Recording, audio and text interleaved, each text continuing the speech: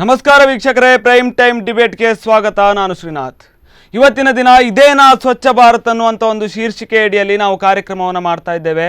ಇದಕ್ಕೆ ಕಾರಣ ಏನು ಅಂತಂದರೆ, ರಾಷ್ಟ್ರೀಯ ಹೆದ್ದಾರಿ 66ರ ವಿಚಾರವನ್ನು ನೋಡ್ತಾ ಹೋದರೆ ಬಹುಶಃ ಶುರುವಾದಲ್ಲಿಂದ ಪಡುಬಿದ್ರೆಯಿಂದ ಸಾಸ್ತಾನದವರೆಗೂ ನೋಡ್ತಾ ಹೋದರೆ ತ್ಯಾಜ್ಯಗಳ ರಾಶಿ ಇದೆ, ಸಾಂಕ್ರಾಮಿಕ ರೋಗಗಳನ್ನು ಹರಡ್ತಾ ಇದೆ. ಜನರು ಕೂಡ ಅಲ್ಲಿ ಈ ಒಂದು ತ್ಯಾಜ್ಯಗಳನ್ನು ತಂದು ಹಾಕುವ ನಿಟ್ಟಿನಲ್ಲೂ ಕೂಡ ಸ್ವಚ್ಛತೆ ಇಲ್ಲದೇ ಇರುವ ನಿಟ್ಟಿನಲ್ಲಿ ನೋಡ್ಕೊಳ್ತಾ ಇದ್ದಾರೆ. ಅದು ಯಾರ್ದು ತಪ್ಪು ಯಾರ್ದು ಸರಿ ಅನ್ನೋದು ವಿಚಾರವನ್ನು ಮಾಡ್ತಾ ಹೋದರೆ ಅಲ್ಲಿ ರಾಷ್ಟ್ರೀಯ ಹೆದ್ದಾರಿ ಪ್ರಾಧಿಕಾರವು ಕೂಡ ತಮ್ಮದೇ ಆದಂಥ ಒಂದು ಜವಾಬ್ದಾರಿಯನ್ನು ನಿರ್ವಹಿಸಬೇಕಾಗಿತ್ತು. ಆದರೆ ಆ ಜವಾಬ್ದಾರಿಯಿಂದ ನುಳಿಚಿಕೊಳ್ಳುವಂಥ ಒಂದು ಪ್ರಯತ್ನವನ್ನು ಮಾಡ್ತಾ ಇದೆ. ಪ್ರತಿಯೊಂದು ಹಂತದಲ್ಲೂ ಕೂಡ ನಾವು ಈ ಒಂದು ವ್ಯವಸ್ಥೆಗಳು ಅವ್ಯವಸ್ಥೆಯಾಗಿದೆ ಅನ್ನುವಂಥ ಒಂದು ವಿಚಾರವಾಗಿ ಸುದ್ದಿಯನ್ನು ಮಾಡ್ತಾ ಇದ್ರು ಕೂಡ, ನ್ಯೂಸನ್ನು ಮಾಡ್ತಾ ಇದ್ರು ಕೂಡ, ಪ್ರತಿ ಬಾರಿ ಕೂಡ ಜನರು ಅಷ್ಟೇ ಎಚ್ಚರಿಸುವಂಥ ಒಂದು ಪ್ರಯತ್ನವನ್ನು ಮಾಡ್ತಾ ಇದ್ರು ಕೂಡ ರಾಷ್ಟ್ರೀಯ ಹೆದ್ದಾರಿ ಪ್ರಾಧಿಕಾರ ಯಾವುದೇ ರೀತಿಯಲ್ಲೂ ಕೂಡ ಎಚ್ಚೆತ್ತುಕೊಳ್ತಾ ಇಲ್ಲ. ಈ ಒಂದು ಹೆದ್ದಾರಿ ಅಕ್ಕಪಕ್ಕ ಇರತಕ್ಕಂಥ ಒಂದು ತ್ಯಾಜ್ಯಗಳನ್ನು ವಿಲೇವಾರಿ ಮಾಡುವಂಥ ಒಂದು ನಿಟ್ಟಿನಲ್ಲಿ ಕೂಡ ಯಾವುದೇ ಪ್ರಯತ್ನವನ್ನು ಮಾಡ್ತಾ ಇಲ್ಲ. ಯಾಕೆ ಹೀಗೆ ಮಲಗಿದೆ ಅನ್ನುವಂಥ ಒಂದು ವಿಚಾರವಾಗಿ ಕೂಡ ಚರ್ಚೆಯನ್ನು ಮಾಡಲೇಬೇಕಾಗತ್ತೆ. ಇನ್ನು ಈ ಒಂದು ಸಾಂಕ್ರಾಮಿಕ ರೋಗಗಳು ಹರಡುವಂಥ ಒಂದು ಭೀತಿ ಏನಿದೆ ಅಂದರೆ, ರಾಷ್ಟ್ರೀಯ ಹೆದ್ದಾರಿ ಅಕ್ಕಪಕ್ಕ ಇರತಕ್ಕಂಥ ಒಂದು ತ್ಯಾಜ್ಯವನ್ನು ವಿಲೇವಾರಿ ಮಾಡದೆ ಅಲ್ಲಿ ಸಾಕಷ್ಟು ಸಾಂಕ್ರಾಮಿಕ ರೋಗಗಳು ಹುಟ್ಟಿಕೊಳ್ಳುತ್ತೆ. ಮಲೇರಿಯಾ ಆಗಿರ್ಬೋದು, ಡೆಂಗ್ಯೂ ಆಗಿರ್ಬೋದು, ಇನ್ನು ಸಾಕಷ್ಟು ರೋಗಗಳು ಈ ಒಂದು ತ್ಯಾಜ್ಯದ ರಾಶಿಯಿಂದ ಹುಟ್ಟಿಕೊಳ್ಳುತ್ತೆ. ಅದು ಕೂಡ ಈ ಮಳೆಗಾಲ ಶುರುವಾಗುವಂಥ ಒಂದು ಹಂತದಲ್ಲಿ ಕೂಡ ಇಲ್ಲಿ ರೋಗಗಳು ಬೆಳೆಯೋದಕ್ಕೆ ಕೂಡ ಅವಕಾಶಗಳನ್ನು ನಾವೇ ಕೊಟ್ಟಂತಾಗುತ್ತೆ. ಆ ಎಲ್ಲ ಕಾರಣದಿಂದಲೂ ಕೂಡ ಸರಿ ಮಾಡಬೇಕಾದಂಥ ಒಂದು ಅವಶ್ಯಕತೆ ಇದೆ. ಈ ಒಂದು ಸಮಸ್ಯೆಯನ್ನು ನಿವಾರಣೆ ಮಾಡಬೇಕಾದಂಥ ಒಂದು ಅನಿವಾರ್ಯತೆ ಕೂಡ ಇದೆ. ಇದೇ ವಿಚಾರವಾಗಿ ನಾವು ಚರ್ಚೆಯನ್ನು ಮಾಡ್ತಾ ಹೋಗ್ತೇವೆ. ಇನ್ನು ತ್ಯಾಜ್ಯಗಳ ವಿಲೇವಾರಿ ಮಾಡುವಂಥ ನಿಟ್ಟಿನಲ್ಲಿ ಜನರಿಗೆ ಎಚ್ಚರಿಸುವಂಥ ಒಂದು ನಿಟ್ಟಿನಲ್ಲಿ ಕೂಡ ನಾಗರಿಕ ಸಮಿತಿ ಅವರು ಆದಂಥ ನಿತ್ಯಾನಂದ ಒಳಕಾಡು ಮತ್ತು ತಾರನಾಥ ಮೇಸ್ತ್ರು ಕೂಡ ಒಂದು ರೀತಿಯಾದಂಥ ಮಾತುಗಳನ್ನು ಆಡಿದ್ದಾರೆ. ಅದೇ ರೀತಿಯಲ್ಲಿ ಜನರಿಗೆ ಎಚ್ಚರವನ್ನು ವಹಿಸುವಂಥ ಒಂದು ಪ್ರಯತ್ನವನ್ನು ಕೂಡ ಮಾಡಿದ್ದಾರೆ. ಅವರ ಕುರಿತಾದ ಒಂದು ವರದಿ ಇಲ್ಲಿದೆ, ನೋಡ್ಕೊಂಡು ಬನ್ನಿ.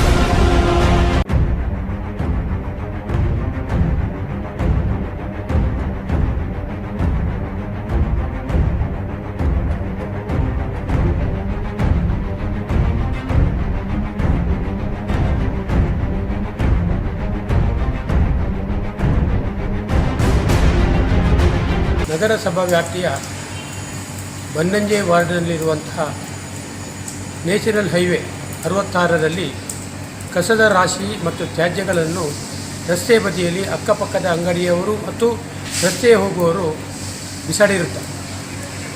ಈ ಪ್ರಯುಕ್ತ ಸರಕಾರವು ಘೋಷಣೆ ಮಾಡಿದೆ, ಹೊಂಡಗಳನ್ನು, ಟಯರುಗಳನ್ನು ಅಥವಾ ಇನ್ನಿತರ ವಸ್ತುಗಳನ್ನು ರಸ್ತೆ ಬದಿಯಲ್ಲಿ ಬಿಸಾಡಬಾರದು ಎಂಬ ಸರಕಾರದ ಏನು ಅಡ್ವರ್ಟೈಸ್ಮೆಂಟ್ ಇದೆ, ಅದರ ವಿರುದ್ಧವಾಗಿ ಇಲ್ಲಿ ನಗರಸಭಾ ವ್ಯಾಪ್ತಿಯಲ್ಲಿ ಹೊಂಡಗಳ ತುಂಡುಗಳನ್ನು ರಾಶಿ ಹಾಕಿ ಮಾಂಸ ಇನ್ನಿತರ ತ್ಯಾಜ್ಯಗಳನ್ನು ಅಲ್ಲಿ ಬಿಸಾಡಿ ದುರ್ವಾಸನೆ ಬರುವಂಥ ಪರಿಸ್ಥಿತಿ ಉಂಟಾಗಿದೆ. ಈ ಹಿಂದೆ ಇದೇ ಪರಿಸರದಲ್ಲಿ ಬಹಳಷ್ಟು ನಿವಾಸಿಗಳು ವಾಸವಾಗಿದ್ದಾರೆ. ಅಲ್ಲಿ ಕೂಡ ಈ ಡೆಂಗ್ಯೂ, ಮಲೇರಿಯಾ ಮತ್ತು ಚಿಕನ್ಗುನ್ಯಾ ಇನ್ನಿತರ ಮಾರಕ ಕಾಯಿಲೆಗಳು ಹಬ್ಬಿರುವುದು. ಈ ರೀತಿ ಕೂಡ ಈ ಬಾರಿಯೂ ಕೂಡ ಹಬ್ಬಿರುವ ಸಾಧ್ಯತೆಗಳು ಇವೆ. ಈ ಘನತ್ಯಾಜ್ಯಗಳನ್ನು ನಗರಸಭೆ ಅಥವಾ ಜಿಲ್ಲಾಡಳಿತ ತೆಗೆಯದಿದ್ದರೆ ಈ ರೀತಿಯ ಘಟನೆ ನಡೆಯಲು ಖಂಡಿತ ಸಾಧ್ಯ ಇದೆ. ಈ ಹಿನ್ನೆಲೆಯಲ್ಲಿ ನಗರಾಡಳಿತ ಗಮನ ಹರಿಸಿಕೊಂಡು ತಕ್ಷಣ ಇದನ್ನು ತೆಗೆಯಬೇಕು. ಇಲ್ಲದಿದ್ದರೆ ನಾವು ಸಾರ್ವಜನಿಕರನ್ನು ಒಟ್ಟುಗೂಡಿಸಿದ್ದಕ್ಕೆ ಬೇಕಾಗುವಂಥ ವ್ಯವಸ್ಥೆಯನ್ನು ಕೂಡ ನಾವು ಮಾಡುತ್ತೇವೆ ಎಂಬ ಪ್ರಶ್ನೆಗಳನ್ನು ನಾವು ಮಾಧ್ಯಮದ ಮೂಲಕ ಸರ್ಕಾರವನ್ನು ಎಚ್ಚರಿಸುತ್ತಿದ್ದೇವೆ. ಈ ಕಸಗಳನ್ನು ತ್ಯಾಜ್ಯಗಳನ್ನು ವಿಲೇವಾರಿ ಮಾಡುವಂಥದ್ದು ಕಂಡು ಬರ್ತಾ ಇದೆ. ನಮ್ಮ ರಾಷ್ಟ್ರೀಯದ 66 ಉದ್ದಕ್ಕೂ ಈ ಪ್ಲಾಸ್ಟಿಕ್ ತ್ಯಾಜ್ಯಗಳು, ಈ ಬೊಂಡದ ವ್ಯಾಪಾರ ಮಾಡಿದವರ ಈ ಬೊಂಡಗಳು ಮತ್ತು ನಾನಾ ತ್ಯಾಜ್ಯಗಳು ಮತ್ತು ಹೋಟೆಲಿನ ಹಸಿ ತ್ಯಾಜ್ಯಗಳು ಮತ್ತು ನಮ್ಮ ಈ ಕೋಳಿ ವ್ಯಾಪಾರಸ್ಥರ ಈ ಮಾಂಸದ ತ್ಯಾಜ್ಯಗಳೆಲ್ಲವೂ ನಮ್ಮ ರಾಷ್ಟ್ರೀಯ ಉದ್ದಕ್ಕೂ ಎಸಿತಾ ಇದ್ದಾರೆ. ಈ ಪ್ರವಾಸಿಗರು ಬರುವಾಗ ನಮ್ಮ ಜಿಲ್ಲೆಗೆ ಪ್ರವೇಶ ಮಾಡುವಾಗ ಈ ಕಸ ತ್ಯಾಜ್ಯಗಳು ಈ ಗಬ್ಬು ವಾಸನೆ ಅವರನ್ನು ಸ್ವಾಗತ ಮಾಡ್ತಾ ಇದೆ. ಕೆಲವು ಇದಿಷ್ಟು ಈಗ ನಮ್ಮ ಒಂದು ರಾಷ್ಟ್ರೀಯ ಹೆದ್ದಾರಿ 66ರಲ್ಲಿ ಇರ್ತಕ್ಕಂಥ ಒಂದು ಪರಿಸ್ಥಿತಿ. ಬಹುಶಃ ಇದನ್ನು ಪರಿಸ್ಥಿತಿ ಅನ್ನೋದಕ್ಕಿಂತ ಹೆಚ್ಚಾಗಿ ದುಸ್ಥಿತಿ ಅಂತ ಹೇಳ್ಬೋದು. ಈ ಒಂದು ದುಸ್ಥಿತಿಯನ್ನು ಸರಿ ಮಾಡುವಂಥ ಒಂದು ನಿಟ್ಟಿನಲ್ಲಿ ಕೂಡ ಸಂಬಂಧಪಟ್ಟಂಥ ಒಂದು ಇಲಾಖೆಗಳು, ಅಧಿಕಾರಿಗಳು ತಮ್ಮದೇ ಆದ ರೀತಿಯಲ್ಲಿ ಕೆಲಸವನ್ನು ನಿರ್ವಹಿಸಬೇಕು ಅನ್ನುವಂಥ ಒಂದು ವಿಚಾರವಾಗಿ ಕೂಡ ಮಾತಾಡ್ತಾ ಹೋಗ್ತೇವೆ. ಇನ್ನು ಈ ಒಂದು ಸಮಸ್ಯೆಗಳಿಂದ ಉಲ್ಬಣಿಸುವಂಥ ಒಂದು ರೋಗಗಳಾಗಿರ್ಬೋದು, ಬರುವಂಥ ಒಂದು ರೋಗಗಳಾಗಿರ್ಬೋದು, ಅದ್ರ ಬಗ್ಗೆ ಕೂಡ ಚರ್ಚೆ ಮಾಡ್ತೇನೆ. ನನ್ನ ಜೊತೆ ಇಬ್ಬರು ಅತಿಥಿಗಳಿದ್ದಾರೆ. ಮೊದಲಿಗೆ ಡಾಕ್ಟರ್ ಪ್ರಶಾಂತ್ ಭಟ್ ಅವರಿದ್ದಾರೆ, ಕಾರ್ಯಕ್ರಮಕ್ಕೆ ಸ್ವಾಗತ. ಇನ್ನೊಬ್ಬರು ಮನೋಜ್ ಕಡಪ ಅವರಿದ್ದಾರೆ, ಸಾಮಾಜಿಕ ಚಿಂತಕರು, ಕಾರ್ಯಕ್ರಮಕ್ಕೆ ಸ್ವಾಗತ. ಸಿಗಲ್ಲ ನೋಡ್ತಾ ಹೋದರೆ ಈ ಒಂದು ಸಮಸ್ಯೆಗಳಾಗ್ತಾ ಇದೆ, ತ್ಯಾಜ್ಯ ವಿಲೇವಾರಿ ಆಗದೆ ಸಮಸ್ಯೆಗಳಾಗ್ತಾ ಇದೆ. ಇಂಥ ಒಂದು ಸಮಸ್ಯೆಗಳನ್ನು ನೋಡ್ತಾ ಹೋದರೆ ಬಹುಶಃ ಒಂದು ರಾಷ್ಟ್ರೀಯ ಹೆದ್ದಾರಿ ಪ್ರಾಧಿಕಾರ ಆಗಿರ್ಬೋದು, ಅಥವಾ ನಗರಾಡಳಿತ ಆಗಿರ್ಬೋದು, ಅಥವಾ ಸಂಬಂಧಪಟ್ಟಂತೆ ಜಿಲ್ಲಾಡಳಿತ ಆಗಿರ್ಬೋದು, ಇವರೆಲ್ಲರೂ ಕೂಡ ಸಮಸ್ಯೆಗಳನ್ನು ನಿವಾರಿಸೋ ನಿಟ್ಟಿನಲ್ಲಿ ಪ್ರಯತ್ನ ಪಡಬೇಕಾಗಿತ್ತು. ಇದೆಲ್ಲರಿಗಿಂತ ಮುಖ್ಯವಾಗಿ ರಾಷ್ಟ್ರೀಯ ಹೆದ್ದಾರಿಯಲ್ಲಿ ಹಾಕಿರ್ತಕ್ಕಂಥ ಒಂದು ಈ ತ್ಯಾಜ್ಯ ವಿಲೇವಾರಿ ಬಗ್ಗೆ ನಿಮ್ಮ ಒಂದು ಏನು ಹೇಳ್ತೀರಿ ನೀವು? ಮೊತ್ತ ಮೊದಲನೇದಾಗಿ ನಾನು ಹೇಳಲಿಕ್ಕೆ ಇಷ್ಟಪಡೋದು ಏನಂತ ಹೇಳಿದರೆ,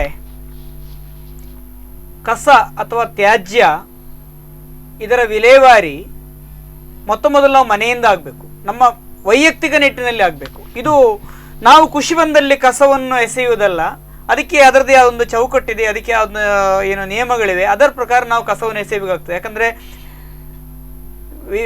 ವಿಶಾಲವಾಗಿದೆ ಅಂತ ಹೇಳಿ ನಾವು ಎಲ್ಲ ಕಡೆಯಲ್ಲಿ ಎಲ್ಲ ಕೆಲಸವನ್ನು ಮಾಡಲಿಕ್ಕೆ ಆಗೋದಿಲ್ಲ. ಅದಕ್ಕೆ ಇರುವಂಥ ಚೌಕಟ್ಟಿನಲ್ಲಿ ನಾವು ಮಾಡಬೇಕು.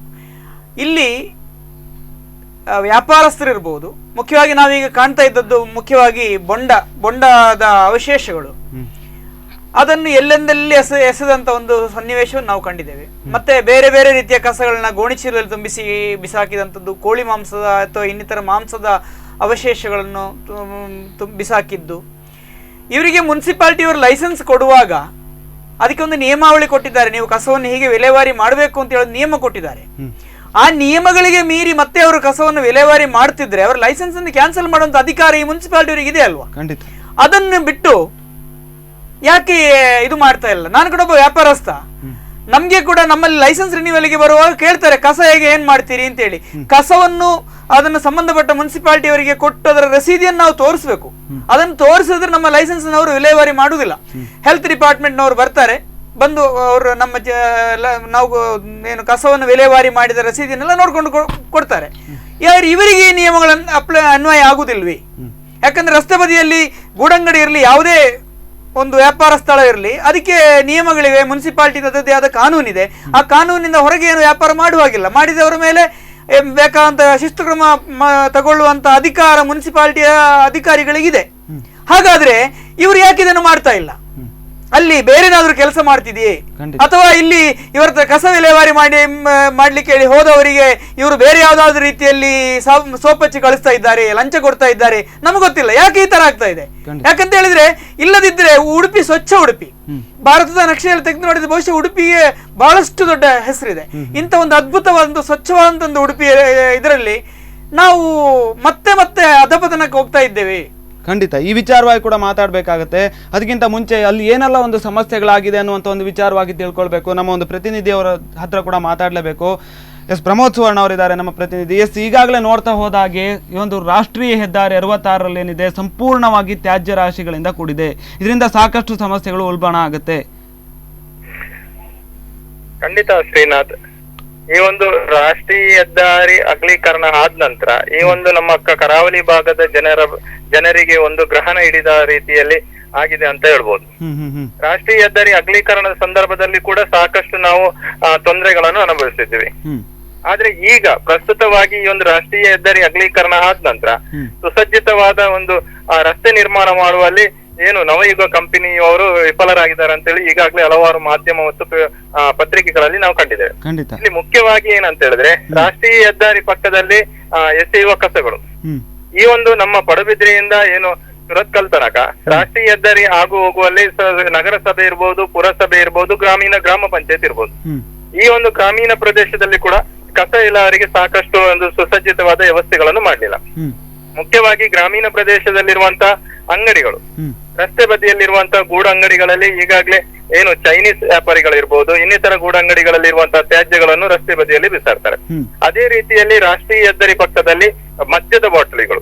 ನಾವು ಈಗ ಏನ್ ಹೇಳ್ತೇವೆ, ಎಲ್ಲರೂ ಬಾರ್ಗಳಲ್ಲಿ ಹೋಗಿ ಮದ್ಯಪಾನವನ್ನು ಮಾಡುವುದು ನಾವು ಕಂಡಿರ್ತೇವೆ. ಆದ್ರೆ ಈಗ ಪ್ರಸ್ತುತವಾಗಿ ಬಾರಲ್ಲಿ ಕುಳಿತು ಯಾರು ಮದ್ಯಪಾನವನ್ನು ಮಾಡುವುದಿಲ್ಲ. ಅದನ್ನು ಮನೆಯಲ್ಲಿ ಕೂತು ಮದ್ಯಪಾನ ಮಾಡಿದಂತಹ ಬಾಟಲ್ಗಳನ್ನು ರಸ್ತೆ ಬದಿಯಲ್ಲಿ ತಂದು ಬಿಸಾಡ್ತಾರೆ. ಮತ್ತೆ ಪ್ರತಿ ಏನು ರಾಷ್ಟ್ರೀಯ ಹೆದ್ದಾರಿಯಲ್ಲಿ ಆಗು ಹೋಗುವ ನಾವು ನೋಡ್ತೇವೆ, ಈ ಸಿಯಾಳದ ಏನುಗಳು ಸಿಪ್ಪೆಗಳಿರ್ಬೋದು, ಇನ್ನಿತರ ತ್ಯಾಜ್ಯಗಳನ್ನು ಬಿಸಾಡುವುದರಿಂದ ಸ್ಥಳೀಯವಾಗಿ ಈ ಒಂದು ಭಾಗದ ಜನರು ನಿತ್ಯ ತೊಂದರೆಯನ್ನು ಅನುಭವಿಸ್ತಿದ್ದಾರೆ. ಇಲ್ಲಿ ಮುಖ್ಯವಾಗಿ ನಾವು ಗಮನಿಸಬೇಕಂತ ಹೇಳಿದ್ರೆ, ಕರಾವಳಿಯ ಒಂದು ಮುಂಭಾಗ ಅಂದ್ರೆ ಮುಂದೆ ಹೋಗುವ ರಸ್ತೆ ಬದಿಯಲ್ಲಿ ಪ್ಲಾಸ್ಟಿಕ್ ಗಳನ್ನು ನಮ್ಮ ಏನು ನಗರಸಭೆ ಪ್ಲಾಸ್ಟಿಕ್ ನಿಷೇಧ ಅಂತ ಹೇಳಿ ಏನು ಹೇಳ್ಕೊಂಡು ಬರ್ತಾ ಇದೆ. ಅದೇ ರೀತಿಯಲ್ಲಿ ನಾವು ಇಲ್ಲಿ ಮುಖ್ಯವಾಗಿ ಗಮನಿಸಬೇಕಂತ ಹೇಳಿದ್ರೆ, ಪ್ಲಾಸ್ಟಿಕ್ ನ ರಾಶಿ ನಾವು ಈ ಭಾಗದಲ್ಲಿ ಕಾಣ್ತೇವೆ. ಇದೇ ಪಕ್ಕದಲ್ಲಿ ಏನು ವಲಸೆ ಕಾರ್ಮಿಕರು ತಮ್ಮ ಒಂದು ಏನು ಬಿಡಾರವನ್ನು ಮಾಡ್ಕೊಂಡು ಇಲ್ಲೇ ಭಾಗದಲ್ಲಿ ವಾಸವನ್ನು ಮಾಡ್ತಾರೆ.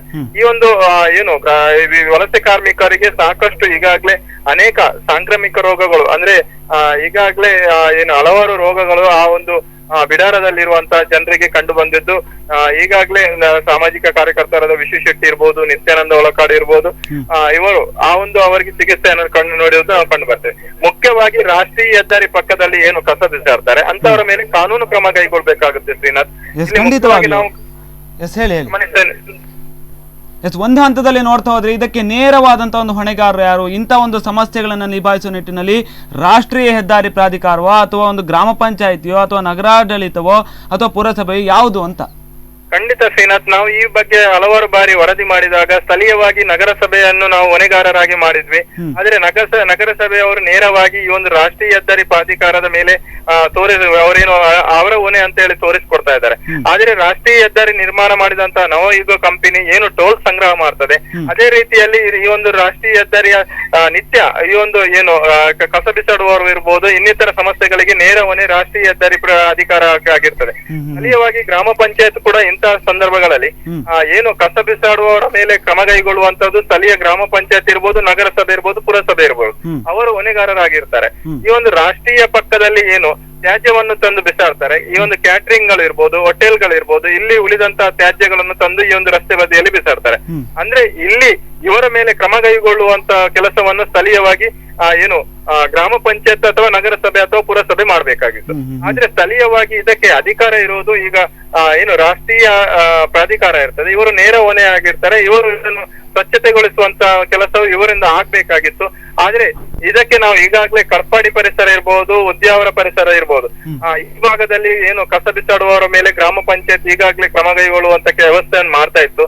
ಮತ್ತೆ ಈ ಒಂದು ನಾಮಫಲಕ ಕಸ ಬಿಸಾಡುವ ಏನು ಜಾಗ ಇದೆ ಅಲ್ಲಿ ಕಸ ಬಿಸಾಡುವವರ ಮೇಲೆ ಕ್ರಮ ಕೈಗೊಳ್ತೇವೆ ಎಂಬ ಒಂದು ನಾಮಫಲಕವನ್ನು ಕೂಡ ಈಗಾಗಲೇ ಹಾಕಿದ್ದಾರೆ. ಈಗ ನಾವು ಪ್ರಸ್ತುತವಾಗಿ ಈ ಒಂದು ರಾಷ್ಟ್ರೀಯ ಹೆದ್ದಾರಿಯ ಪಕ್ಕದಲ್ಲಿ ಸಾಕಷ್ಟು ಕಸದ ರಾಶಿಯನ್ನು ಕಾಣ್ತಾ ಇದ್ದೇವೆ. ಇದಕ್ಕೆ ಇನ್ನು ಮುಂದೆ ಆದ್ರೂ ಒಂದು ಕಡಿವಾಣ ಹಾಕ್ಬೇಕಾಗಿದೆ. ಮುಂದೆ ಈ ಒಂದು ಭಾಗದ ಜನರು ಸಾಂಕ್ರಾಮಿಕ ರೋಗದಿಂದ ಬಳಲುವಂತ ಒಂದೊಂದು ತಡೆ ಮಾಡಬೇಕಾಗಿದೆ ಅಂತ ಹೇಳ್ಬೋದು ಶ್ರೀನಾಥ್. ಎಸ್, ಖಂಡಿತ ಧನ್ಯವಾದಗಳು. ಈಗಾಗಲೇ ಡಾಕ್ಟರ್ ಅವರು ಇದ್ದಾರೆ, ಹೇಗೂ ಜಿಲ್ಲಾ ಮಲೇರಿಯಾ ನಿಯಂತ್ರಣಾಧಿಕಾರಿಗಳು. ಈ ವಿಚಾರವನ್ನು ನೋಡ್ತಾ ಹೋದ್ರೆ ಅಂದರೆ ಸಂರಕ್ಷಣೆ ಆಗ್ತಾ ಇಲ್ಲ ಅಂತಂದರೆ ತ್ಯಾಜ್ಯಗಳ ರಾಶಿಯಿಂದ ಕೂಡಿದೆ. ಇಡೀ ಒಂದು ರಾಷ್ಟ್ರೀಯ ಹೆದ್ದಾರಿಯನ್ನು ನೋಡ್ತಾ ಹೋದರೆ ಸಂಪೂರ್ಣವಾಗಿ ತ್ಯಾಜ್ಯಗಳಿಂದ ಕೂಡಿದೆ, ಬಂಡೆಗಳಲ್ಲಿ ನೀರೆಲ್ಲ ತುಂಬ್ತಾ ಇದೆ. ಇದನ್ನೆಲ್ಲ ನೋಡ್ತಾ ಹೋದರೆ ಇದರಿಂದ ಹುಟ್ಟುವಂಥ ಒಂದು ಸಾಂಕ್ರಾಮಿಕ ರೋಗಗಳೆಲ್ಲ ಯಾವುದು, ಜನರಿಗೆ ಎಷ್ಟು ಸಮಸ್ಯೆಗಳಾಗ್ಬೋದು ಇದರಿಂದ ಅಂತ? ಈಗಾಗಲೇ ತಮ್ಮ ಕ್ಲಿಪ್ನಲ್ಲಿ ನೋಡಿದ ಹಾಗೆ ಸಾಕಷ್ಟು ಪ್ಲಾಸ್ಟಿಕ್ಗಳಿರ್ಬೋದು, ಹಾಗೆ ಗಾರ್ಬೇಜಿಗೆ ಸಂಬಂಧಪಟ್ಟಂಥ ಕೆಲವಷ್ಟು ವೇಸ್ಟ್ ಇರ್ಬೋದು, ಹಾಗೆ ಇನ್ನು ಕೆಲವಷ್ಟು ಈ ಬೊಂಡದ ಒಂದು ಚಿಪ್ಗಳು ಅವುಗಳನ್ನು ಹೆಚ್ಚಾಗಿ ಹಾಕಿರೋದನ್ನು ನಾವು ನೋಡಿದ್ದೇವೆ. ಮಳೆಗಾಲ ಸಮೀಪಿಸ್ತಾ ಇದೆ, ಮಳೆಗಾಲ ಶುರುವಾಗಿದೆ. ಮಳೆಗಾಲ ಶುರುವಾಗಿರುವಂಥ ಸಂದರ್ಭದಲ್ಲಿ ಚಿಪ್ನಲ್ಲಿ ಅದರಲ್ಲಿ ಪ್ಲಾಸ್ಟಿಕ್ಗಳಲ್ಲಿ ನೀರು ನಿಲ್ತದೆ. ಸೊ ನೀರು ನಿಲ್ಲೋದ್ರಿಂದ ಹೆಚ್ಚಾಗಿ ನಿಂತ ನೀರಿನಲ್ಲಿ ಸೊಳ್ಳೆಗಳು ಮೊಟ್ಟೆ ಇಟ್ಟು ಅಲ್ಲಿ ಬೆಳಿತವೆ. ಸೊ ಸೊಳ್ಳೆಗಳಿಂದ ಉತ್ಪತ್ತಿ ಆಗಿರ್ತಕ್ಕಂಥ ಏನು ಸೊಳ್ಳೆ ಅಲ್ಲಿ ಉತ್ಪತ್ತಿ ಆಗಿರೋ ಸಂದರ್ಭ ಇರೋದ್ರಿಂದ ಸೊಳ್ಳೆಗಳಿಂದ ಹರಡ್ತಕ್ಕಂಥ ಯಾವತ್ತೂ ರೋಗಗಳು, ಮಲೇರಿಯಾ ಇರ್ಬೋದು, ಡೆಂಗು ಇರ್ಬೋದು, ಚಿಕನ್ ಗುನ್ಯಾ ಇರ್ಬೋದು, ಅದೇ ರೀತಿನಲ್ಲಿ ಬೇರೆದು ಇರ್ಬೋದು, ಲೈಕ್ ಫೈಲೇರಿಯಾಸಿಸ್ ಇರ್ಬೋದು. ಫೈಲೇರಿಯಾಸಿಸ್ ಯೂಸಲಿ ಆ ಥರ ಇದರಲ್ಲಿ ಬರೋದಿಲ್ಲ, ಕೆಟ್ಟ ನೀರಿನಲ್ಲಿ ಬರ್ತದೆ. ಅದನ್ನು ಕೂಡ ಇಲ್ಲಿ ಫೈಲೇರಿಯಾಸಿಸ್ ನಮ್ಮಲ್ಲಿ ಇಲ್ಲ, ಅದನ್ನು ಕೂಡ ಹೊರಗಡೆಯವರು ವಲಸೆ ಕಾರ್ಮಿಕರಿದ್ದಾರೆ. ಸೊ ಅಂಥ ಸಂದರ್ಭಗಳಲ್ಲಿ ನಾವು ಸ್ವಲ್ಪ ಎಚ್ಚರಿಕೆಯಿಂದ ಇರಬೇಕು. ಸೊ ಸೊಳ್ಳೆಯಿಂದ ಬರುವಂಥ ಏನು ಕಾಯಿಲೆಗಳಿದ್ದಾವೆ ಅವು ಮುಖ್ಯವಾಗಿ ಬರುವಂಥವು. ಒಂದನೇದು. ಎರಡನೇದು ಆಗಲೇ ಹೇಳಿದಾಗೆ ಗಾರ್ಬೇಜ್, ಸಾಕಷ್ಟು ಪ್ರಮಾಣದಲ್ಲಿ ಬೇರೆ ಬೇರೆ ಪದಾರ್ಥಗಳಿದ್ದಾವೆ. ಅದರಲ್ಲಿ ಎಷ್ಟು ವಿಷಜನಕವಾದಂಥ ಪದಾರ್ಥ ಇದ್ದಾವೆ, ಯಾವ ಯಾವ ರೀತಿ ಪದಾರ್ಥಗಳಿದ್ದಾವೆ ಅಲ್ಲಿ ಗೊತ್ತಾಗಲ್ಲ. ಕೆಲವಷ್ಟು ಮೂಟೆಗಳನ್ನು ಕಟ್ಟಿರುವಂಥದ್ದನ್ನು ತಾವು ನೋಡಿದ್ದೀರಾ. ಸೊ ಹಾಗಾಗಿ ಅದ್ರ ಒಳಗಡೆ ಏನಿದೆ ಗೊತ್ತಿಲ್ಲ. ಈಗ ಮಳೆ ಏನು ಬರ್ತದೆ, ಬಿದ್ದಿರುವಂಥ ಮಳೆ ತನ್ನ ಜೊತೆನಲ್ಲಿ ಕೆಲವಷ್ಟು ಈ ಒಂದು ಏನು ಅಲ್ಲಿ ಬಿದ್ದುಕೊಂಡಿದೆ ಆ ಗಾರ್ಬೇಜನ್ನು ಕೂಡ ತೊಳೆದುಕೊಂಡು ಹೋಗುತ್ತೆ. ಸೊ ನಮ್ಮಲ್ಲಿ ಮುಖ್ಯವಾಗಿ ಕರಾವಳಿ ಪ್ರದೇಶದಲ್ಲಿ ನಾವು ತೆರೆದ ಬಾವಿಗಳನ್ನೇ ನಂಬಿದ್ದೇವೆ, ಬೋರ್ವೆಲ್ಗಳನ್ನು ಜಾಸ್ತಿ ಉಪಯೋಗಿಸೋದಿಲ್ಲ. ಇತ್ತೀಚಿನ ದಿನಗಳಲ್ಲಿ ಕೆಲವಷ್ಟು ಕಡೆ ಬಂದ್ರೂ ಕೂಡ ಸಾಕಷ್ಟು ಕಡೆಗಳಲ್ಲಿ ತೆರೆದ ಬಾವಿಗಳನ್ನೇ ನಾವು ನೋಡಿದ್ದೇವೆ. ಈ ಒಂದು ಕಲುಷಿತವಾದಂಥ ಏನು ಇದಿದೆ, ಅದರಿಂದ ಕಲುಷಿತವಾದಂಥ ನೀರು ತೆರೆದ ಬಾವಿಗಳಿಗೆ ಹೋಗುತ್ತೆ. ಆ ದೃಷ್ಟಿಯಲ್ಲಿ ಅದರಿಂದ ಬರ್ತಕ್ಕಂಥ ಫುಡ್ಡಿಂದ ಬರೋದು ಅಥವಾ ನೀರಿನಿಂದ ಬರುವಂಥ ರೋಗಗಳು ಕೂಡ, ಸಾಂಕ್ರಾಮಿಕ ರೋಗಗಳು ಕೂಡ ಇದರಿಂದ ಬರ್ಬೋದು. ಎಸ್ಪೆಷಲಿ ಡಯೇರಿಯಾ ಇರ್ಬೋದು, ಫುಡ್ ಪಾಯ್ಸನಿಂಗ್ ಇರ್ಬೋದು, ಅವುಗಳು ಕೂಡ ಅದರಿಂದ ಬರ್ಬೋದು. ಖಂಡಿತ ಈ ವಿಚಾರವಾಗಿ ಕೂಡ ನಾನು ಮಾತಾಡ್ತೇನೆ ಒಂದು ವಿರಾಮದ ನಂತರ. ಈಗಾಗಲೇ ನೋಡ್ತಾ ಇರುವಾಗ ಈ ಒಂದು ಸಾಂಕ್ರಾಮಿಕ ರೋಗಗಳನ್ನು ಹರಡುತ್ತೆ, ಈ ಒಂದು ರಾಷ್ಟ್ರೀಯ ಹೆದ್ದಾರಿ ಅಕ್ಕಪಕ್ಕದಲ್ಲಿರ್ತಕ್ಕಂಥ ತ್ಯಾಜ್ಯ ರಾಶಿಗಳು ಅನ್ನುವಂಥ ಒಂದು ವಿಚಾರವಾಗಿ ಮಾತಾಡ್ತಾ ಇದ್ವಿ. ಅದೇ ರೀತಿಯಲ್ಲಿ ರಾಷ್ಟ್ರೀಯ ಹೆದ್ದಾರಿ ಪ್ರಾಧಿಕಾರ ಆದಷ್ಟು ಬೇಗ ಎಚ್ಚೆತ್ತುಕೊಳ್ಬೇಕು ಅನ್ನುವಂಥ ಒಂದು ನಿಟ್ಟಿನಲ್ಲಿ ಕೂಡ ಮಾತಾಡ್ತಾ ಇದ್ವಿ. ಇನ್ನಷ್ಟು ಕೂಡ ಮಾತಾಡಲಿಕ್ಕಿದೆ, ಅದಕ್ಕೂ ಮುನ್ನ ಚಿಕ್ಕದೊಂದು ವಿರಾಮ.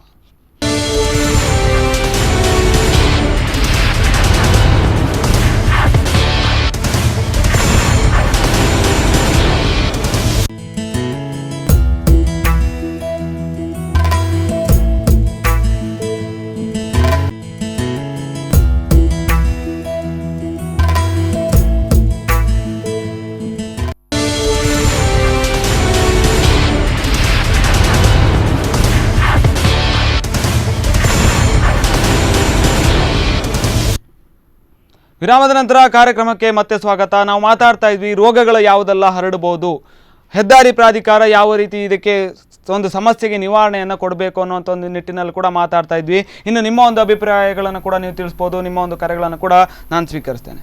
ನೀವು ಈಗಾಗಲೇ ಹೇಳ್ತಾ ಇದ್ದೀವಿ ಸಮಸ್ಯೆಗಳಾಗಿದೆ, ಆ ಸಮಸ್ಯೆಗಳಿಗೆ ಸರಿಯಾದ ರೀತಿಯಲ್ಲಿ ಸಾಂಕ್ರಾಮಿಕ ರೋಗಗಳು ಕೂಡ ಹುಟ್ಟಿಕೊಳ್ಳುವಂಥ ಒಂದು ಸಾಧ್ಯತೆಗಳಿದೆ. ಅದೇ ರೀತಿಯಲ್ಲಿ ಡಯೇರಿಯಾ ಹೇಳಿದ್ರಿ, ಮಲೇರಿಯಾ ಹೇಳಿದ್ರಿ, ಅದೇ ಡೆಂಗ್ಯೂ ಹೇಳಿದ್ರಿ, ಹೀಗೆ ಸಾಕಷ್ಟು ರೋಗಗಳು ಹುಟ್ಟಿಕೊಳ್ಳುವಂಥ ಒಂದು ಸಾಧ್ಯತೆಗಳಿದೆ. ಈ ಎಲ್ಲ ಒಂದು ವಾತಾವರಣಗಳು ಕೂಡ ಈ ಒಂದು ರೋಗವನ್ನು ಸೃಷ್ಟಿಸುವಂಥ ಒಂದು ಸಾಧ್ಯತೆಗಳಿದೆ ಅನ್ನುವಂಥ ಒಂದು ವಿಚಾರ. ಎಸ್. ಸೊ ಹಾಗೇನೆ ಇನ್ನು ಕೆಲವಷ್ಟು ಏನು ಪದಾರ್ಥಗಳಿದಾವೆ, ವಿಷಮಯವಾಗಿರುವಂಥ ಪದಾರ್ಥಗಳು ಇರ್ಬೋದು, ಹೇಳಕ್ಕಾಗಲ್ಲ. ಸೊ ಎಸ್ಪೆಷಲಿ ಮರ್ಕ್ಯೂರಿ ಇರ್ಬೋದು, ಒಡೆದ ಗಾಜುಗಳನ್ನು ನೋಡಿದ್ದೇವೆ. ಸೊ ಯಾವ ಗಾಜು ಗೊತ್ತಿಲ್ಲ, ಮರ್ಕ್ಯೂರಿ ಇರುವಂಥ ಗಾಜುಗಳಿದ್ರೆ ಅದು ತುಂಬಾನೇ ರಿಸ್ಕ್ ಇರುತ್ತೆ. ಇನ್ನು ಕೆಲವಷ್ಟು ಇದರಲ್ಲಿ ರಾಸಾಯನಿಕಗಳಿರ್ತವೆ. ಸೊ ಆ ರಾಸಾಯನಿಕ ಯಾವುದಿದೆ ನಮ್ಗೆ ಗೊತ್ತಿಲ್ಲ. ಸೊ ಅಲ್ಲಿ ಆ ಗಾರ್ಬೇಜನ್ನು ನೋಡಿದರೆ, ಇದನ್ನು ನೋಡಿದರೆ ಸಾಕಷ್ಟು ಮಿಕ್ಸ್ಡ್ ಒಂಥರ ಎಲ್ಲ ರೀತಿಯ ಒಂದು ಮಿಕ್ಸ್ಚರ್ ಅಲ್ಲಿ ಇದೆ, ತ್ಯಾಜ್ಯ ರಾಶಿ ಇದೆ.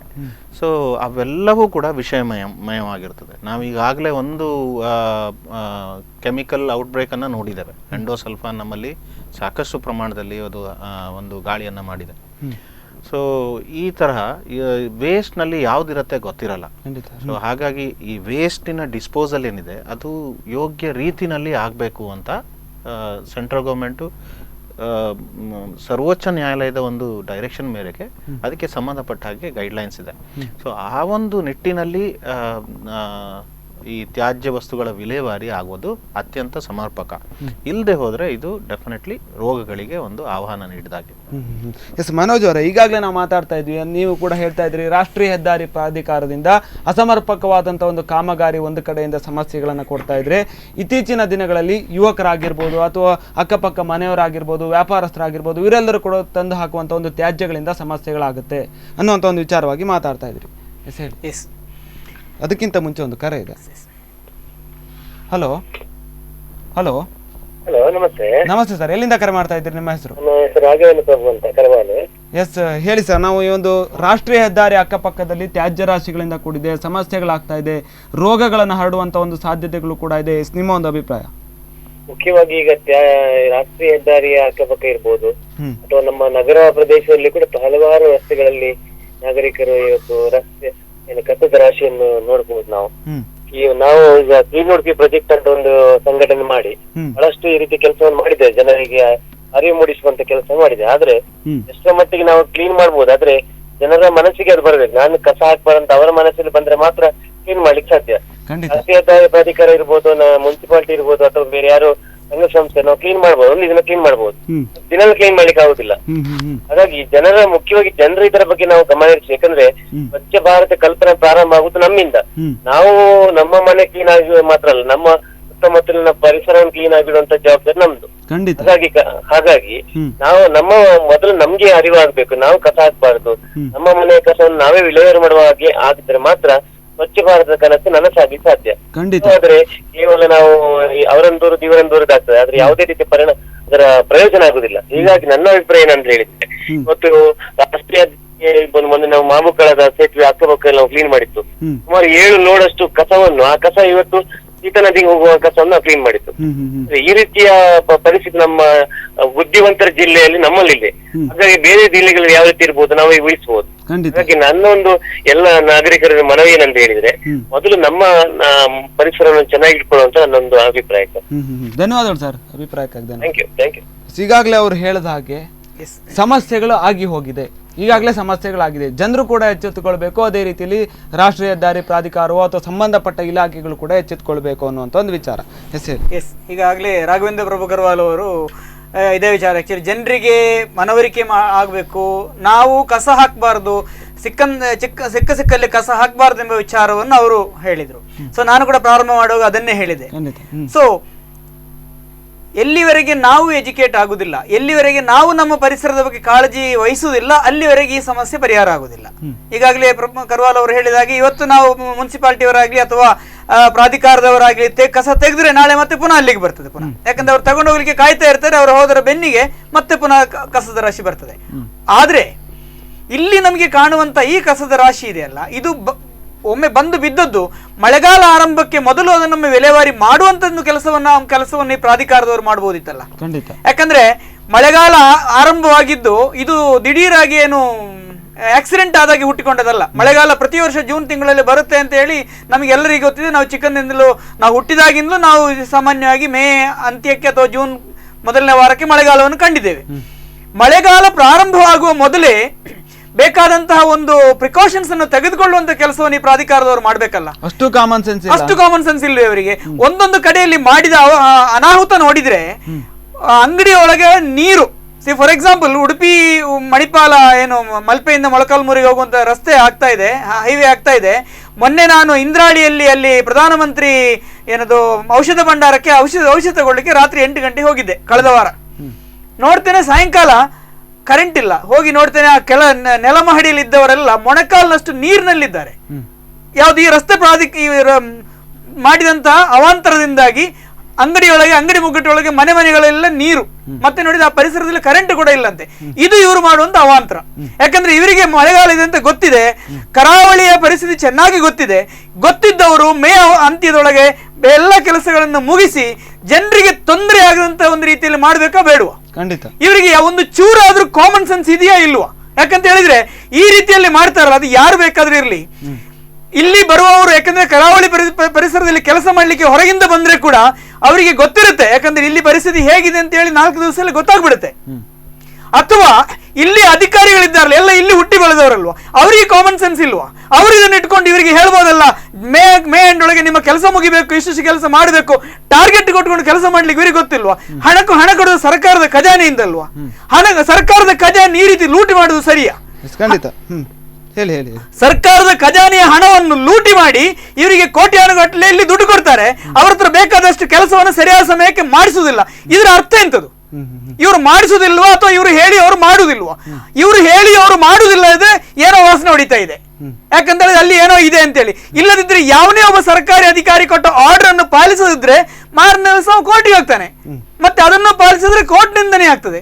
ಇದು ಗೊತ್ತಿದೆ, ಜನಸಾಮಾನ್ಯರಿಗೆ ಗೊತ್ತಿದೆ. ಅದು ಎಲ್ಲವನ್ನು ಬಿಟ್ಟು ರಾಜಾರೋಷವಾಗಿ ಪ್ರಾಧಿಕಾರದವರಾಗ್ಲಿ ಅವರ ಕೆಲಸದವರಾಗ್ಲಿ ಪಕ್ಕದಲ್ಲಿರುವವರಾಗ್ಲಿ ಇದೇ ತರ ಮಾಡ್ತಿದ್ರೆ ಅದರ ಅರ್ಥ ಎಂತ ನಮಗೆ ಅರ್ಥ ಆಗ್ತಾ ಇಲ್ಲ.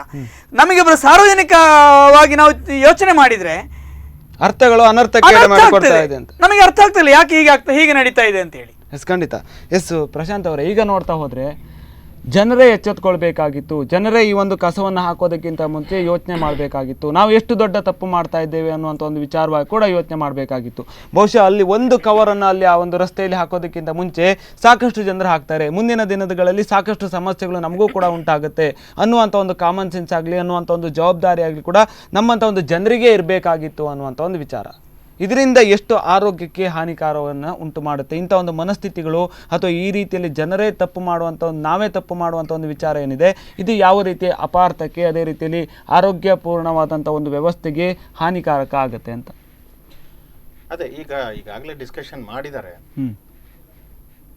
ಸೊ ಈಗ ನಾನು ಚೆನ್ನಾಗಿರ್ಬೇಕು ಅಂತಂದ್ರೆ ನನ್ನ ಸುತ್ತಮುತ್ತಲು ಇರಬೇಕು ಅಂತ ಹೇಳುವಂತ ಒಂದು ಮನಸ್ಥಿತಿ ಪ್ರತಿಯೊಬ್ಬರಿಗೆ ಬರಬೇಕು.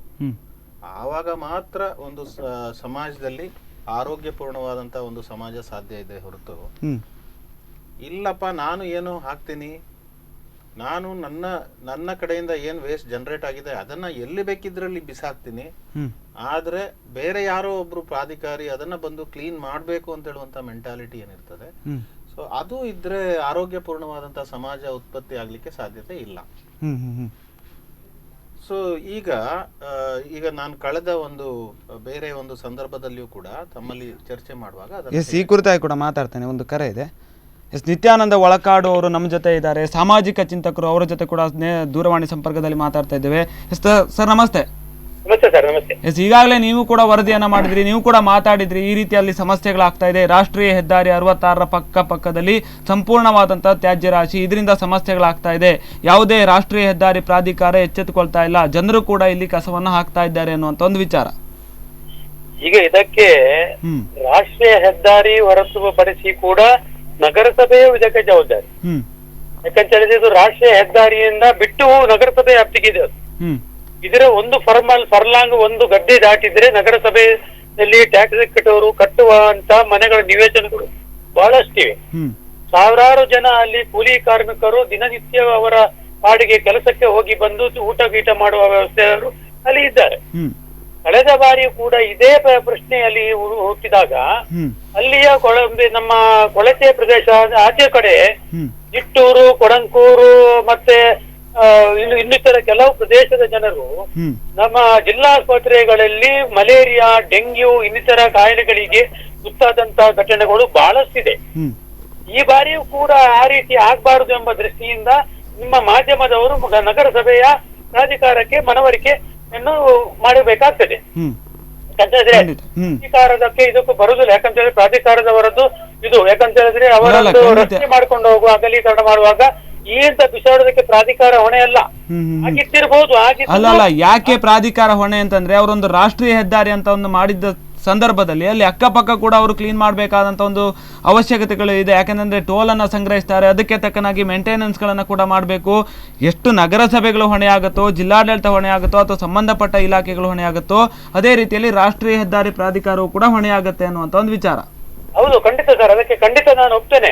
ರಾಷ್ಟ್ರೀಯ ಹೆದ್ದಾರಿಯವರು ಕೂಡ ಹೊಣೆಗಾರರಾಗ್ತಾರೆ, ನಗರಸಭೆಯು ಕೂಡ ಹೊಣೆಗಾರರಾಗ್ತಾರೆ. ನಗರಸಭೆಯವರಿಗೆ ನಾವು ಹೊಣೆಗಾರರಾಗಿ ಯಾಕೆ ಮಾಡುದಂತ ಹೇಳಿದ್ರೆ ರಾಷ್ಟ್ರೀಯ ಹೆದ್ದಾರಿಯವರು ನಮ್ಮ ಕೈಗೆ ಸಿಗುದಿಲ್ಲ. ಹಾಗಾಗಿ ನಾವು ನಗರಸಭೆಯವರ ಹೊಣೆಗಾರ ಮಾಡಿಕೊಂಡು ಅವರು ಅದನ್ನು ರಾಷ್ಟ್ರೀಯ ಹೆದ್ದಾರಿಯ ಗಮನ ಹರಿಸಿಕೊಂಡು ಅದನ್ನು ಅವರು ಸರಿಪಡುವಂತ ವ್ಯವಸ್ಥೆಯನ್ನು ಮಾಡಬೇಕು. ಯಾಕಂತ ಹೇಳಿದ್ರೆ ಇಲ್ಲಿ ನಮ್ಮ ಕುಂದಾಪುರ, ಬೆಂಗಳೂರು ಆ ಕಡೆಯಿಂದ ಬರುವವರಿಗೆ, ಮುಂಬೈ ಆ ಕಡೆಯಿಂದ ಬರುವವರಿಗೆ ನಮಗೆ ಸಿಗುವಂತದ್ದು, ಸ್ವಾಗತ ಸಿಗುವಂತದ್ದು ಇದು ಕಸದ ತ್ಯಾಜ್ಯ. ಕಸದ ತ್ಯಾಜ್ಯ ಸ್ವಾಗತ ಸಿಗುವಾಗ ನಮ್ಮ ಇಲ್ಲಿ ನಗರದಲ್ಲಿರುವ ನಗರಸಭೆಗೆ ನಮ್ಮ ಕೆಟ್ಟ ಹೆಸರು ಬರುವುದು ವಿನ ಪ್ರಾಧಿಕಾರಕ್ಕೆ ಕೆಟ್ಟ ಹೆಸರು ಬರುವುದಿಲ್ಲ. ಹಾಗಿರುವಾಗ ನಗರಸಭೆಯವರೇ ಇದಕ್ಕೆ ಜವಾಬ್ದಾರಿಯುತವಾಗಿದ್ದಾರೆ ಅಂತೇಳಿ ನಾನು ಹೇಳ ಬಯಸ್ತೇನೆ. ಒಂದು ಕಡೆಯಲ್ಲಿ ಸರ್ಕಾರವು ಘೋಷಣೆ ಮಾಡ್ತದೆ, ಭಾಗವಾದಂತಹ ಬಂಡಗಳ ರಾಶಿ ಇರ್ತವೆ, ಟೈರುಗಳು ಇರ್ತವೆ, ನಾನಾ ಕಾಯಿಲೆಗಳು ಇಲ್ಲಿ ಉದ್ಭವವಾಗಿರ್ತದೆ. ಹಾಗಿರುವಾಗ ಇದಕ್ಕೆ ಅವಕಾಶ ಕೊಡಬಾರ್ದಂತ ಸರ್ಕಾರವೇ ಘೋಷಣೆ ಮಾಡಿದ ರೀತಿಯಲ್ಲಿ ಇಲ್ಲಿ ಈ ರೀತಿ ಆಗುವಂತದ್ದು ನಮ್ಮ ಸರ್ಕಾರವೇ ಹೊಣೆ ಅಂತೇಳಿ ನಾನು ಹೇಳ ಬಯಸ್ತೇನೆ. ಎಸ್, ಧನ್ಯವಾದಗಳು ಸರ್. ಮತ್ತೆ ಇನ್ನೊಂದು ವಿಚಾರಗಳನ್ನ ಕೇಳಬೇಕು. ಧನ್ಯವಾದ ಹೇಳೋದಕ್ಕಿಂತ ಮುಂಚೆ ಯಾವ ರೀತಿ ಜನರು ಎಚ್ಚೆತ್ಕೊಳ್ಬೇಕು ಅನ್ನುವಂತ ಒಂದು ವಿಚಾರ. ಅಲ್ಲ, ಇದಕ್ಕೆ ಸಾರ್ವಜನಿಕರು ಕೂಡ ಎಚ್ಚೆತ್ಕೊಳ್ಬೇಕಾಗ್ತದೆ. ಹೈವೇ ಇದ್ದ ಕಾರಣ ಬದಿಯಲ್ಲಿ ಇರುವಂತ ಈಗ ಇನ್ನು ಒಂದು ವಾರ ಹೋದ್ರೆ, ಈಗ ಮಳೆ ಸ್ವಲ್ಪ ಕಡಿಮೆ ಇದ್ದ ಕಾರಣ ಗೊತ್ತಾಗ್ತಿಲ್ಲ. ಮಳೆ ಜಾಸ್ತಿ ಆದ್ರೆ ಅದರಲ್ಲಿ ಸೊಳ್ಳೆಗಳು ಉತ್ಪತ್ತಿಯಾಗಿ ಹತ್ತಿರದ ಪ್ರದೇಶಕ್ಕೆ ಕಾಯಿಲೆಗಳು ಬರುವಂತ ಇರೋದಿರ್ತದೆ. ಆವಾಗ ಜಿಲ್ಲಾಸ್ಪತ್ರೆಗೆ ಹೋಗಿ ನಾವು ಅದರ ಬಗ್ಗೆ ಏನು ಕಾಯಿಲೆಗಳು ಇಂಥ ಕಡೆಗಳಲ್ಲಿ ಏನಾದ್ರೂ ಇಂಥ ಜ್ವರಗಳು ಸಂಬಂಧಿಸಿದ ಘಟನೆಗಳು ಬಂದವ ನೋಡಿ ಅದರ ನಂತರ ಅದರ ಬಗ್ಗೆ ನಾವು ಕಾನೂನು ಪ್ರಕಾರ ಅದಕ್ಕೆ ನಾವು ಕೈಗೊಳ್ಳುವಂತ ವ್ಯವಸ್ಥೆ ಮಾಡ್ಬೇಕಾಗ್ಬೋದು. ಎಸ್, ಧನ್ಯವಾದಗಳು ಸರ್.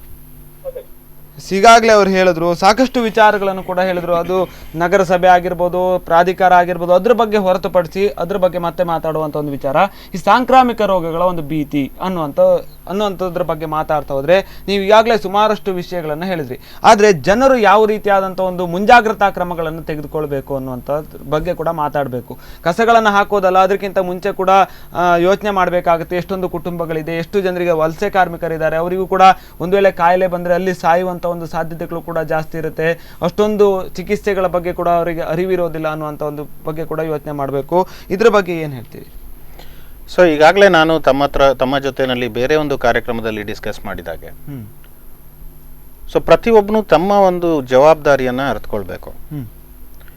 ಈ ಕಸ ಏನಿದೆ, ನಾನು ಇವತ್ತು ನನ್ನ ಮನೆಯಿಂದ ಹೊರಗಡೆ ಹಾಕಿದ್ರೆ ನನ್ನ ಮನೆ ಶುಭ್ರವಾಗಿರ್ಬೋದು, ಆದರೆ ಅಲ್ಲಿ ಪಕ್ಕದಲ್ಲಿ ಬಿದ್ದಿರುವಂತಹ ಕಸದಿಂದ ಏನು ಸೊಳ್ಳೆ ಉತ್ಪತ್ತಿ ಆಗುತ್ತೆ, ಅದು ಪಕ್ಕದ ಮನೆ ಜಾಗ ಇದ್ರೂ ಕೂಡ ಆ ಸೊಳ್ಳೆಗೇನು ಗೊತ್ತಾಗಲ್ಲ, ಅದು ಪಕ್ಕದ ಮನೆ ಜಾಗ, ಇವನ್ ಮನೆಗೆ ಬಂದು ಕಚ್ಚಬಾರ್ದು ಅಂತ.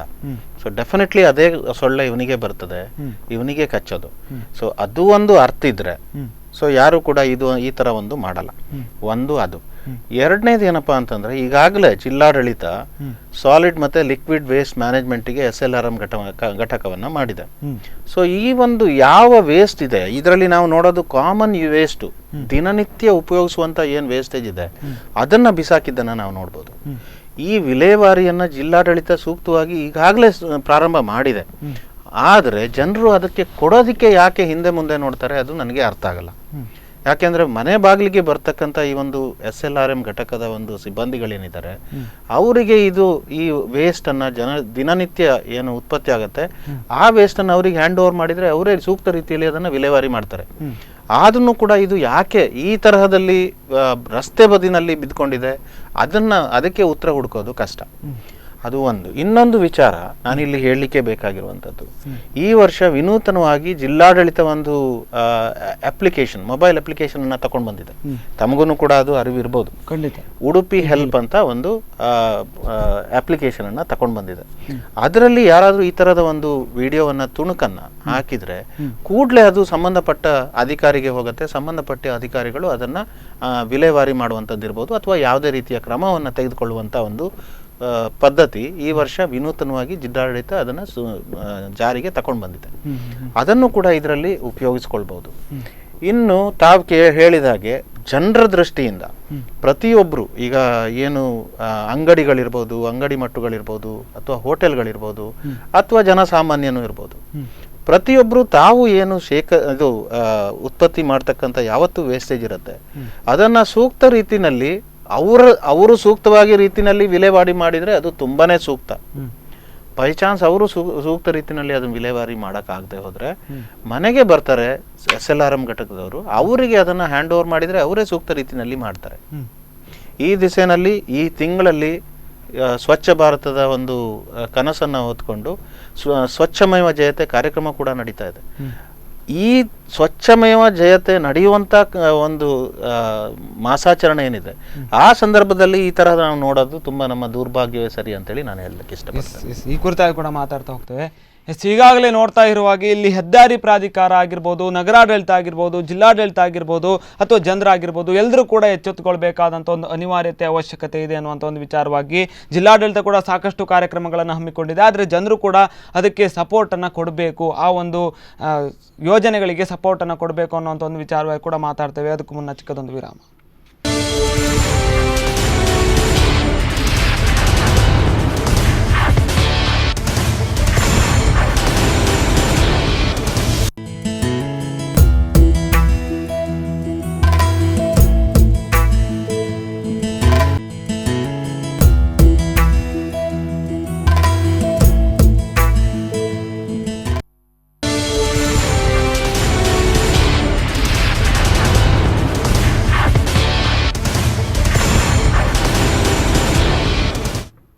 ವಿರಾಮದ ನಂತರ ಪ್ರೈಮ್ ಟೈಮ್ ಡಿಬೇಟ್ಗೆ ಮತ್ತೆ ಸ್ವಾಗತ. ನಾವು ಮಾತಾಡ್ತಾ ಇದ್ವಿ ಏನೆಲ್ಲ ಸಮಸ್ಯೆಗಳಾಗಿದೆ, ಸಮಸ್ಯೆ ಏನಾಗಿದೆ ಅಂತಲೂ ಕೂಡ ನಮಗೆಲ್ಲರಿಗೂ ಕೂಡ ಗೊತ್ತಿದೆ. ಆ ಸಮಸ್ಯೆಗೆ ನಾವು ಕೂಡ ಸ್ವಯಂಕೃತ ಅಪರಾಧಿಗಳು ಹೌದು. ಅದೇ ರೀತಿಯಲ್ಲಿ ರಾಷ್ಟ್ರೀಯ ಹೆದ್ದಾರಿ ಪ್ರಾಧಿಕಾರ ಆಗಿರ್ಬೋದು, ನಗರಾಡಳಿತ ಆಗಿರ್ಬೋದು, ಜಿಲ್ಲಾಡಳಿತ ಆಗಿರ್ಬೋದು, ಆ ವ್ಯವಸ್ಥೆಗಳು ಮಾಡಿದಂಥ ಕೆಲವು ತಪ್ಪುಗಳಾಗಿರ್ಬೋದು, ನಮ್ಮ ತಪ್ಪುಗಳು ಇದೆ, ಎಲ್ಲ ತಪ್ಪುಗಳು ಸೇರಿಕೊಂಡು ಈಗ ದೊಡ್ಡ ತಪ್ಪುಗಳಾಗಿರ್ತಕ್ಕಂಥದ್ದು. ಆ ತಪ್ಪನ್ನು ನಿವಾರಿಸುವ ನಿಟ್ಟಿನಲ್ಲಿ ಕೂಡ ನಾವು ಯೋಚನೆಗಳನ್ನು ಮಾಡಲೇಬೇಕು ಅನ್ನೋಂಥ ಒಂದು ಅದರ ಬಗ್ಗೆ ಕೂಡ ಚರ್ಚೆ ಮಾಡಬೇಕು. ಈಗ ನೋಡ್ತಾ ಹೋದರೆ ನಗರಸಭೆಗಳಿಗೆ ನಾವು ಯಾಕೆ ಪ್ರೆಷರನ್ನು ಹಾಕ್ತಾ ಇದ್ದೇವೆ ಅಂತಂದರೆ, ರಾಷ್ಟ್ರೀಯ ಹೆದ್ದಾರಿ ಪ್ರಾಧಿಕಾರ ನಮ್ಮ ಕೈಗೆ ಸಿಗೋದಿಲ್ಲ, ಅಥವಾ ನವೇಗ ಕಂಪನಿಯ ಅಧಿಕಾರಿಗಳು ನಮ್ಮ ಕೈಗೆ ಸಿಗೋದಿಲ್ಲ, ಅವರು ಕಾಲ್ಗಳನ್ನು ಕೂಡ ರಿಸೀವ್ ಮಾಡೋದಿಲ್ಲ, ಇನ್ನು ಯಾವುದೇ ಜನರ ಸಮಸ್ಯೆಗಳಿಗೆ ಸ್ಪಂದಿಸೋದಿಲ್ಲ, ಅಕ್ಕಪಕ್ಕ ಇರ್ತಕ್ಕಂಥ ಏನೇ ಸಮಸ್ಯೆಗಳಿದ್ರೂ ಕೂಡ ಸ್ಪಂದಿಸೋದಿಲ್ಲ. ಅದಕ್ಕೋಸ್ಕರ ನಾವು ನಗರಸಭೆಗಳಿಗೆ ಹೆಚ್ಚು ಪ್ರೆಷರನ್ನು ಹಾಕ್ತೇವೆ ಅಂತ ನಿತ್ಯಾನಂದ ಒಳಕಾಡು ಅವರು ಅವಾಗ ಹೇಳಿರ್ತಕ್ಕಂಥದ್ದು. ಈ ಕುರಿತಾಗಿ ಇದರಲ್ಲಿ ಓವರ್ ಆಲ್ ಮಾತಾಡ್ತಾ ಹೋದಾಗೆ ಯಾಕೆ ಈ ವಿಷಯವನ್ನು ಎಷ್ಟು ಒಪ್ಪಬಹುದು ಅಂತ ಖಂಡಿತವಾಗಿ ಅವ್ರು ಹೇಳಿದ ವಿಚಾರನ ಒಪ್ಪುವಂಥದ್ದು. ಯಾಕಂತ ಹೇಳಿದ್ರೆ ನಮಗೂ ಹೆದ್ದಾರಿ ಪ್ರಾಧಿಕಾರದವರಿಗೂ ನಿಜವಾಗಿ ನೇರವಾಗಿ ನಮಗೆ ಯಾವುದೇ ಸಂಬಂಧ ಇಲ್ಲ. ಅವ್ರ ಹತ್ರ ನಾವು ಕೆಲಸ ಇದು ದೂರ ಹೇಳಿದ್ರೆ ಅವರು ಅದನ್ನು ಕ್ಯಾರೆ ಮಾಡ್ಲಿಕ್ಕಿಲ್ಲ. ಯಾಕಂದ್ರೆ ನಮ್ಮ ಬಗ್ಗೆ ಅವರಿಗೆ ಯಾವುದೇ ಜನರ ಕಾಳಜಿ ಬಗ್ಗೆ ಅವರಿಗೆ ಏನೂ ಇಲ್ಲ, ಅವ್ರ ಜನರ ಬಗ್ಗೆ ಕಾಳಜಿ ಅವರಿಗೆ ಅವಶ್ಯಕತೆ ಇಲ್ಲ. ನಿಜವಾಗಿ ನಮಗೆ ನೇರವಾಗಿ ಸಿಗುವಂತವ್ರು ನಗರಸಭೆಯವರು. ಒಂದು ರೀತಿಯಲ್ಲಿ ಕದ್ದವನನ್ನು ಸಿಗದಿದ್ರೆ ಕಂಡವನನ್ನು ಹಿಡಿಯುವುದು ಅಂತ ಹೇಳಿ ಒಂದು ಗಾದೆ ಮಾತಿದೆ. ಬಟ್ ಆ ಪ್ರಕಾರ ಅಲ್ಲದಿದ್ರೆ ಕೂಡ ಇಲ್ಲಿ ತಪ್ಪು ಯಾರ್ದೇ, ನಮಗೆ ನಮ್ಮ ಕೈಗೆ ಸಿಗುವಂತ ಅಧಿಕಾರಿಗಳು ನಗರಸಭೆಯವರು. ಹಾಗಾಗಿ ನಾವು ನಗರಸಭೆಯ ಮೂಲಕ ಅಗತ್ಯ ಇದ್ರೆ ನಗರಸಭೆಯವರಿಗೂ ಅವರು ಸಿಗದಿದ್ರೆ ಅವರು ಜಿಲ್ಲಾಧಿಕಾರಿಗಳ ಮೂಲಕ ಹೆದ್ದಾರಿ ಪ್ರಾಧಿಕಾರದಲ್ಲಿ ಕೆಲಸ ಮಾಡಿಸಿಕೊಡ್ಬೇಕು. ಈ ನಾವು ಟ್ಯಾಕ್ಸ್ ಕೊಡೋದಿದ್ರೆ ಅದೇನಿದ್ರು ನಗರಸಭೆಯವರಿಗೆ ನೇರವಾಗಿ ನಾವು ಕೊಡ್ತೇವೆ. ಅಂಗಡಿಯವರದ್ದು ಟ್ಯಾಕ್ಸ್ ಇರಬಹುದು ಅಥವಾ ಇನ್ನು ಮನೆ ತೆರಿಗೆಗಳು ಯಾವುದೇ ಇದ್ದರೆ ಕೂಡ ನಾವು ಕೊಡುವಂಥದ್ದು ನಗರಸಭೆಯವರಿಗೆ. ಹೆದ್ದಾರಿಯಲ್ಲಿ ನಾವೇನಿದ್ರು ಹೆದ್ದಾರಿಯನ್ನು ದಾಟಿ ಹೋಗುವಾಗ ನಾವು ಟೋಲ್ ಕೊಡ್ತೇವೆ, ಹೌದು, ಅಲ್ಲ ಅಂತ ಹೇಳಲ್ಲ. ಆದ್ರೆ ನಮ್ಮ ಊರಿನ ಒಂದು ಒಳಿತಿಗಾಗಿ ನಾವು ಟ್ಯಾಕ್ಸ್ ಕೊಡುವಂಥದ್ದು, ನಮ್ಮ ಊರಿನ ಅಭಿವೃದ್ಧಿಗಾಗಿ ಟ್ಯಾಕ್ಸ್ ನಮ್ಮ ಹತ್ರ ಕಲೆಕ್ಟ್ ಮಾಡುವಂಥದ್ದು ನಗರಸಭೆಯವರು. ಹಾಗಾಗಿ ನಮ್ಮ ಸುತ್ತಮುತ್ತಲ ಪರಿಸರದ ರಕ್ಷಣೆ, ಪರಿಸರದ ಒಂದು ಒಳಿತು ಇದೆಯಲ್ಲ, ಅದು ನೇರವಾಗಿ ಅವರ ಜವಾಬ್ದಾರಿಯಲ್ಲಿ ಬರುತ್ತೆ. ನಂತರ ಅವರು ತೀರ್ಮಾನ ಮಾಡಬೇಕು ಅದು ಯಾರ್ದು ಹೆದ್ದಾರಿ ಪ್ರಾಧಿಕಾರದವರ ಅಂಡರ್ ಬರುವುದಾ ಅಥವಾ ಇನ್ಯಾರದೇ ಪ್ರಾಧಿಕಾರದವರ ಅಂಡರ್ ಬರುವುದಾ ಅಂತ ಅವ್ರು ತೀರ್ಮಾನ ಮಾಡಿ ಅದನ್ನು ವಿಲಾವರಿ ಮಾಡಿಸಬೇಕು. ಸೊ ಅದು ರೂಟ್ ಯಾವ ರೂಟಲ್ಲಿ ಹೋಗಬೇಕು ಆ ರೂಟಲ್ಲಿ ಹೋಗುವಂಥ ಕೆಲಸವನ್ನು ಅವ್ರು ಮಾಡಬೇಕು. ಹಾಗಾಗಿ ನಾವೀಗ ಈ ಕೆಲಸವನ್ನು ನಾವು ನಿಜವಾಗಿ ನಿತ್ಯಾನಂದ ಒಳಕಾಡು ಅವರು ಏನು ಹೇಳಿದ್ದಾರೆ ಅದೇ ರೀತಿ ಅದು ಸರಿಯಾದ ಸಲಹೆ ಅಂತ ನನಗೆ ಅನಿಸ್ತಾ ಇದೆ. ಮತ್ತೆ ಇನ್ನೂ ನನಗೆ ಅನಿಸ್ತಾ ಇದೆ ಏನು ಅಂತ ಹೇಳಿದ್ರೆ, ನಮ್ಮ ಊರುಗಳಲ್ಲಿ ಸ್ವಚ್ಛತಾ ಸಿಪಾಯಿಗಳಿರಬೇಕು. ಸ್ವಚ್ಛತಾ ಸಿಪಾಯಿ ಅಂದ್ರೆ, ನಾವು ಕಳೆದ ವಾರ ಒಂದು ವಿಡಿಯೋ ನೋಡಿದೆವು ವಾಟ್ಸಪ್ ಅಲ್ಲಿ. ಒಂದು ಕಾರ್ನಿಂದ ಕಸ ಹಾಕ್ತಾ ಇದ್ದಾರೆ, ಪಾಪ ಮುನ್ಸಿಪಾಲಿಟಿ ಕೆಲಸದವರು ಕಸವನ್ನು ಒಟ್ಟು ಮಾಡ್ತಾ ಇದ್ದಾರೆ. ಅದ್ರಲ್ಲಿ ಪಕ್ಕದಲ್ಲಿ ಒಬ್ಬ ಬಂದ ಈ ಕಸವನ್ನೆಲ್ಲ ತೆಗೆದು ರಾಶಿ ಮಾಡಿ ಕಾರ್ನ ಒಳಗಡೆ ಹಾಕಿದ. ಕಾರ್ನವರು ಡೋರ್ ಓಪನ್ ಮಾಡ್ಲಿಕ್ಕೆ ಬಿಟ್ಟಾಗ ತುಳಿದು ಬಿಟ್ಟು ಕಾರ್ನ ಡೋರ್ ಅನ್ನು ಬಂದ್ ಮಾಡಿ ಮುಂದೆ ಹೋಗುವಂಗೆ ಮಾಡಿದ. ಯಾಕಂದ್ರೆ ನಾನು ಹೇಳುವಂಥದ್ದು ಯಾಕೆಂತ ಹೇಳಿದ್ರೆ, ಈ ಜನರಿಗೆ ಯಾವತ್ತೂ ಪರಿಸರದ ಬಗ್ಗೆ ಕಾಳಜಿ ಇಲ್ಲ. ಸಿಕ್ಕಿದಲ್ಲಿ ಕಸ ಬಿಸಾಡ್ತಾರೆ.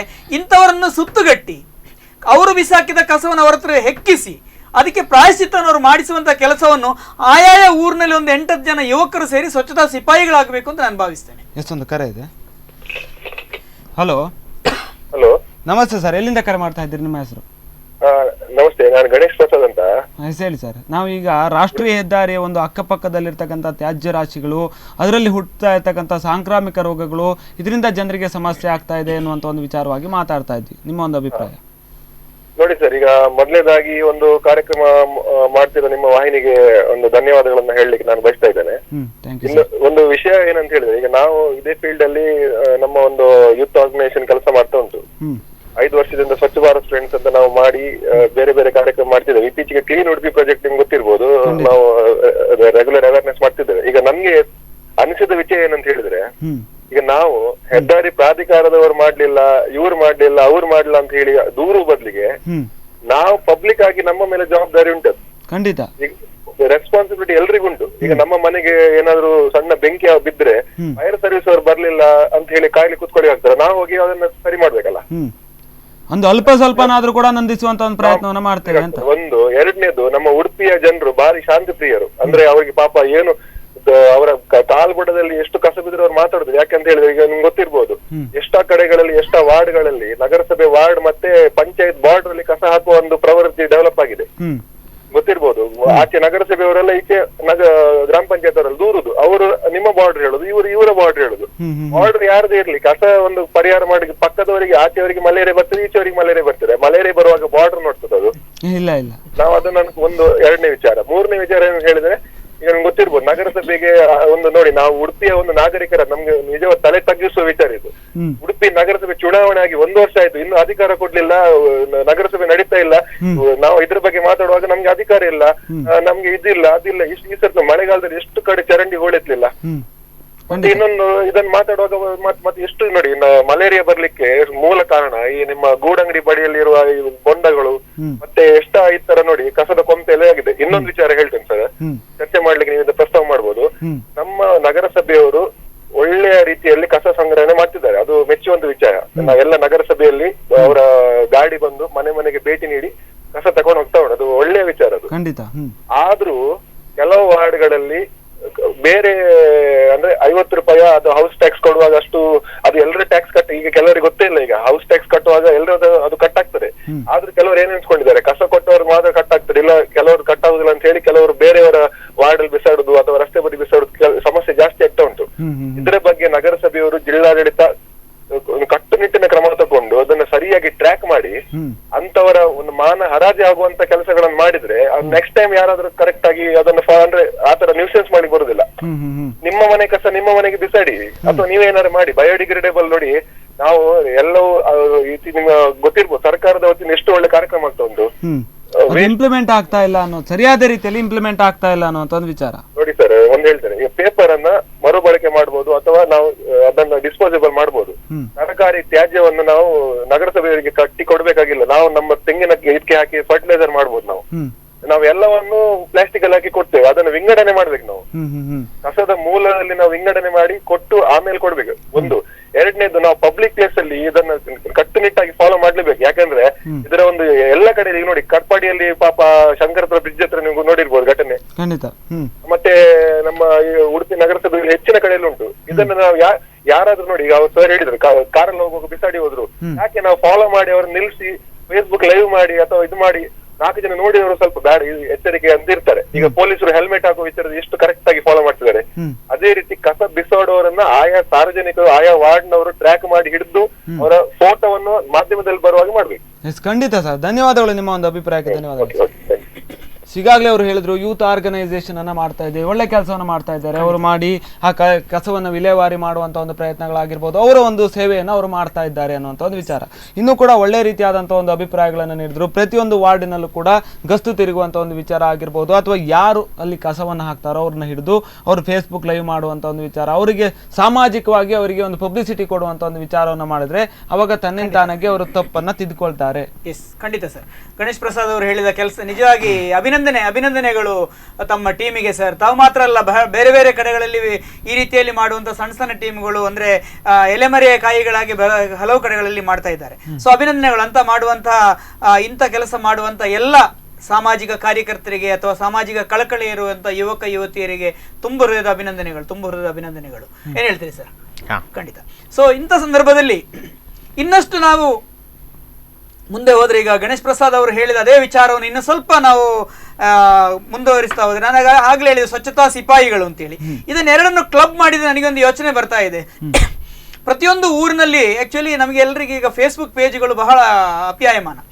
ಈ ಫೇಸ್ಬುಕ್ ಪೇಜ್ಗಳನ್ನು ಇಂಥ ಕಾರ್ಯಕರ್ತರು ಒಂದೊಂದು ಪೇಜನ್ನು ಮಾಡಿ ಒಂದೊಂದು ಅವರವರ ಫೇಸ್ಬುಕ್ ಅಕೌಂಟ್ ಅಲ್ಲಿ ಒಂದು ಪುಟವನ್ನು ಸ್ವಚ್ಛತೆಗಾಗಿ ಮೀಸಲಿಟ್ಟು ಆ ಪುಟದಲ್ಲಿ ಬೇರೆಯವರ ಇದನ್ನೆಲ್ಲ ಅಪ್ಲೋಡ್ ಮಾಡ್ಲಿಕ್ಕೆ, ಅಂದ್ರೆ ಈ ತರದ ಕಸ ಹಾಕುವುದನ್ನು ಫೋಟೋಸ್ನೆಲ್ಲ ತೆಗೆದು ಅಪ್ಲೋಡ್ ಮಾಡ್ಲಿಕ್ಕೆ ಹೇಳುವ ಮೂಲಕ ಅವಾಗ ಏನಾಗ್ತದೆ, ಪ್ರತಿ ಊರಿನಲ್ಲಿ ಪ್ರತಿಯೊಬ್ಬರು, ಉದಾಹರಣೆಗೆ ನಾನು ಮಣಿಪಾಲದಲ್ಲಿದ್ದೇನೆ, ನನ್ನ ಫೇಸ್ಬುಕ್ ಪೇಜ್ನಲ್ಲಿ ಒಂದು ಪೇಜ್ನಲ್ಲಿ ಮಣಿಪಾಲದ ಪರಿಸರದಲ್ಲಿ ಕಸ ಹಾಕುವವರ ಫೋಟೋಗಳು ನನ್ನ ಫೇಸ್ಬುಕ್ ಪೇಜಲ್ಲಿ ಅಪ್ಲೋಡ್ ಮಾಡಿದ್ರೆ ಅದನ್ನೆಲ್ಲ ಜನ ನೋಡ್ತಾ ಇರ್ತಾರೆ.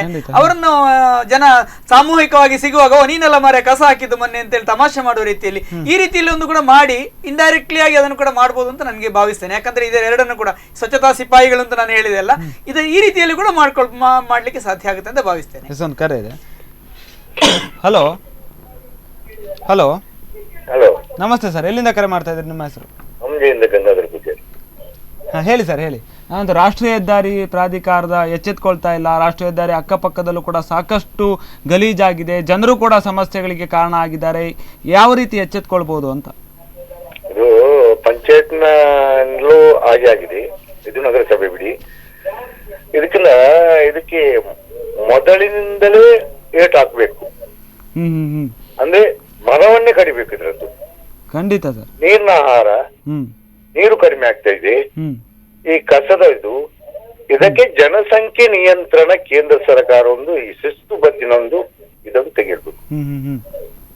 ಖಂಡಿತ ಸರ್. ಉತ್ತಮವಾಗಿ ಇದಕ್ಕೆ ಪ್ಲಾನ್ ಬೇರೆ ಏನಿಲ್ಲ. ಮತ್ತೊಂದು ವಿಷಯ, ಗ್ರಾಮ ಪಂಚಾಯತ್ ನಲ್ಲಿ ಸರ್ಕಾರಿ ಜಾಗ ಇಲ್ಲ, ಖಾಲಿ ಮಂಗಳೂರು ಇದರಲ್ಲಿ ಇರುವುದು ವಾಮಂಜೂರು ಮಾತ್ರ, ಇದಕ್ಕೆ ಒಂದೇ ಸ್ಥಳ ಇರುವುದು. ಅದನ್ನು ಇಲ್ಲಿ ಜಾಗ ಸರ್ಕಾರಿ ಜಾಗ ಇದೆ, ಅದನ್ನು ತೆಗೆದುಕೊಟ್ರೆ ಪಂಚಾಯತ್ನವರು ಈಗ ಒಂದು ವ್ಯವಸ್ಥೆ ಇದೆ, 16 ಲಕ್ಷ ಸಿಗ್ತದೆ. ಅದಕ್ಕೊಂದು ಹಸಿವು ಒಣ ಎಲ್ಲ ಬೇರೆ ಬೇರೆ ಮಾಡ್ಲಿಕ್ಕೆ ಇದಿದೆ, ಜಾಗನೇ ಸಿಗುದಿಲ್ಲ. ಅದಕ್ಕೆ ಹಾಕ್ಲಿಕ್ಕೆ ಗಾಡಿ ಸಹ ಉಂಟು ಗ್ರಾಮ ಪಂಚಾಯತ್ ನಲ್ಲಿ, ಸರ್ಕಾರ ಕೊಡ್ತದೆ. ಆ ಗಾಡಿಯಲ್ಲಿ ಒಂದೊಂದು 200 ಒಂದು ಅಂಗಡಿಯವರು ಕೊಡ್ಲಿಕ್ಕೆ ಉಂಟು, ಅದನ್ನು ಇಡ್ಲಿಕ್ಕೆ ಒಂದು ವ್ಯವಸ್ಥೆ ಇದೆ. ಆ ವ್ಯವಸ್ಥೆಗಳನ್ನ ಸರಿಯಾಗಿ ಮಾಡಬೇಕು ಅಂತ. ಆ ಜನಸಂಖ್ಯೆ ಜಾಗದಲ್ಲಿ ಆಗುದಿಲ್ಲ ಅದು. ಎಸ್, ಖಂಡಿತ ಆ ವ್ಯವಸ್ಥೆಗಳನ್ನ ಸರಿಯಾಗಿ ಬಳಸ್ಕೊಳ್ಬೇಕು ಅಂತ. ಧನ್ಯವಾದಗಳು ಸರ್, ನಿಮ್ಮ ಅಭಿಪ್ರಾಯ. ಆಗ್ತದೆ, ಏನಾಗುದಿಲ್ಲ. ಈಗ ಅವ್ರು ಹೇಳಿದ್ರು ಅದನ್ನು ವಿಡಿಯೋ ಮಾಡಿ ಕೊಡ್ಬೇಕು, ಅದು ಜನಗಳು ನಿಲ್ತಾರೆ ವಿಡಿಯೋ ಮಾಡ್ಲಿಕ್ಕೆ. ನೋಡಿ, ಪೊಳಲಿಯಲ್ಲಿ ನಾನು ಹೋಗುವಾಗ ನೋಡಿದ್ದೇನೆ, ಬೈಕ್ ನಲ್ಲೊಂದು ಕುಡಿಯೋ ನೀರು ಅದು ಸರಬರಾಜು ಜನಗಳಿಗೆ, ಅದಕ್ಕೆ ಹಾಕ್ತಾರೆ. ಗುರುಪುರ ನದಿಯಲ್ಲಿ ನೋಡುವಾಗ ಅಲ್ಲಿ ಹಾಕ್ತಾರೆ, ತೊಕ್ಕಟ್ಟಿನಲ್ಲಿ ನೋಡುವಾಗ ಬೈಕ್ ನಲ್ಲಿ ಬಂದು ಅದಕ್ಕೆ ಹಾಕ್ತಾರೆ. ಅವ್ರು ಯಾರು ನಿಲ್ಲುವುದು? ಖಂಡಿತ ಖಂಡಿತ ಸರ್, ಧನ್ಯವಾದಗಳು. ನಿಮ್ಮ ಬೇರೆ ಬೇಕು, ಅಲ್ಲಿ ನಿಲ್ಬೇಕು ಸರ್ಕಾರನೇ. ಎಸ್, ಧನ್ಯವಾದಗಳು ಸರ್ ನಿಮ್ಮ ಒಂದು ಅಭಿಪ್ರಾಯಕ್ಕೆ. ಈಗಾಗಲೇ ಅವರು ಕೂಡ ಸಾಕಷ್ಟು ಅಭಿಪ್ರಾಯಗಳನ್ನು ತಿಳಿಸಿದ್ರು. ಇದೆಲ್ಲ ವಿಚಾರವನ್ನು ನೋಡ್ತಾ ಹೋದ್ರೆ ಈ ಸಮಸ್ಯೆಗಳು ಎಚ್ಚೆತ್ಕೊಳ್ಬೇಕು ಅನ್ನುವಂಥ ಒಂದು ವಿಚಾರವನ್ನು ಒಂದು ಕಡೆ ಮಾತಾಡ್ತಾ ಹೋದ್ರೆ, ಈಗ ಸಮಸ್ಯೆಗಳಾಗಿದೆ, ಈ ಒಂದು ವೇಳೆ ಮಳೆಗಾಲ ಕೂಡ ಶುರುವಾಗಿದೆ, ಅಂಥ ಸಂದರ್ಭದಲ್ಲಿ ಮಲೇರಿಯಾ ಮತ್ತು ಡೆಂಗ್ಯೂ ಹೀಗೆ ಮುಂತಾದ ರೋಗಗಳು ಕೂಡ ಹುಟ್ಟಿಕೊಂಡಿರುವಂಥ ಒಂದು ಸಾಧ್ಯತೆಗಳು ಕೂಡ ಇದೆ. ಆ ನಿಟ್ಟಿನಲ್ಲಿ ಜನರು ಯಾವ ರೀತಿಯಾದಂಥ ಒಂದು ಮುಂಜಾಗ್ರತಾ ಕ್ರಮವನ್ನು ಅನುಸರಿಸಬೇಕು, ಈಗ ಒಂದು ವೇಳೆ ಜ್ವರವನ್ನು ಕಾಣಿಸಿಕೊಂಡ್ರು ಕೂಡ ಆಸ್ಪತ್ರೆಗಳಿಗೆ ಬಂದು ಯಾವ ರೀತಿ ಹೇಗೆ ಭೇಟಿಯಾಗಿ ಯಾವ ರೀತಿ ಚಿಕಿತ್ಸಾ ವಿಧಾನಗಳನ್ನು ಪಡೆದುಕೊಳ್ಬೇಕು ಅಂತ. ಈಗ ಅದನ್ನು ಹೇಳೋಕ್ಕಿಂತ ಪೂರ್ವದಲ್ಲಿ ಮತ್ತೊಂದು ವಿಚಾರವನ್ನು ಹೇಳೋಕ್ಕೆ ಇಷ್ಟಪಡ್ತೇನೆ. ಈಗಾಗಲೇ ಡಿಸ್ಕಷನ್ ಮಾಡಿದ ಹಾಗೆ ಒಂದು ಜನರ ಪ್ರವೃತ್ತಿ ಅದು ಸ್ವಂತವಾಗಿ ಬರುವಂಥದ್ದು. ಈಗ ಇದನ್ನು ನಿಯಂತ್ರಣ ಮಾಡೋದಕ್ಕೆ 2 ರೀತಿಯ ಅವಕಾಶ. ಒಂದು ಸ್ವಂತ ಪ್ರಚೋದನೆಯಿಂದ ಬರುವಂಥ ಒಂದು ವಿಚಾರ, ಅದು ಜನರ ಮೆಂಟಾಲಿಟಿಗೆ ಸಂಬಂಧಪಟ್ಟಿರೋದು. ಇನ್ನೊಂದು ಅದನ್ನು ನಾವು ಲೆಜಿಸ್ಲೇಷನ್ ಮೂಲಕ ಸರಿ ಮಾಡುವಂಥದ್ದು. ಈ ನಿಟ್ಟಿನಲ್ಲಿ ಈಗಾಗಲೇ ಒಂದು ಸುತ್ತಿನ ಮಾತುಕತೆ ಕೂಡ ಆಗಿದೆ, ಜಿಲ್ಲಾಡಳಿತ ಒಪ್ಕೊಂಡಿದೆ. ಅದಕ್ಕೆ ಸಂಬಂಧಪಟ್ಟ ಹಾಗೆ ಪ್ರತಿಯೊಂದು ಟೌನ್ನಲ್ಲೂ ಗೌರ್ಮೆಂಟ್ ಆಫ್ ಕರ್ನಾಟಕ ಕೂಡ ಅದಕ್ಕೆ ಬದ್ಧವಾಗಿದೆ. ಪ್ರತಿಯೊಂದು ಟೌನ್ನಲ್ಲಿಯೂ ಕೂಡ ಟೌನಿಂದು ಅದಕ್ಕೆ ನಾವು ಸಿವಿಕ್ ಬೈಲಾ ಅಂತೇಳಿ ಹೇಳ್ತೇವೆ. ಈ ಒಂದು ಸಿವಿಕ್ ಬೈಲಾ ಈಗ ಮಾಡುವಂಥ ಒಂದು ವಿಚಾರ ಕೂಡ ನಡೀತಾ ಇದೆ. ಸೊ ಅದರಲ್ಲಿ ಪ್ರತಿಯೊಬ್ಬರ ಜವಾಬ್ದಾರಿ ಏನು, ಆ ಜವಾಬ್ದಾರಿಯಿಂದ ಅವನು ವಿಮುಖ ಆದರೆ ಅದಕ್ಕೆ ಸಂಬಂಧಪಟ್ಟ ಹಾಗೆ ಯಾವ ರೀತಿಯ ಪ್ಯೂನಿಟಿವ್ ಆಕ್ಷನ್ ಅನ್ನು ತೆಗೆದುಕೊಳ್ಬೋದು, ಅದರ ಸಂಬಂಧ ನಾವು ಇದನ್ನು ನಡೆಸ್ತಾ ಇದ್ದೇವೆ. ಇನ್ನು ಮುಂದಿನ ದಿನಗಳಲ್ಲಿ ಅದನ್ನು ನೋಡೋಕ್ಕೆ ಸಿಗ್ಬೋದು. ಹಾಗಲೇ ತಾವು ಕೇಳಿದ್ರಿ, ಈ ಒಂದು ಬೈ ಚಾನ್ಸ್ ಏನಾದರೂ ಈ ರೀತಿಯ ಇದರಿಂದ ಆರೋಗ್ಯದಲ್ಲಿ ವೈಪರೀತ್ಯ ಆದರೆ ಏನು ಮಾಡಬೇಕು ಅಂತ.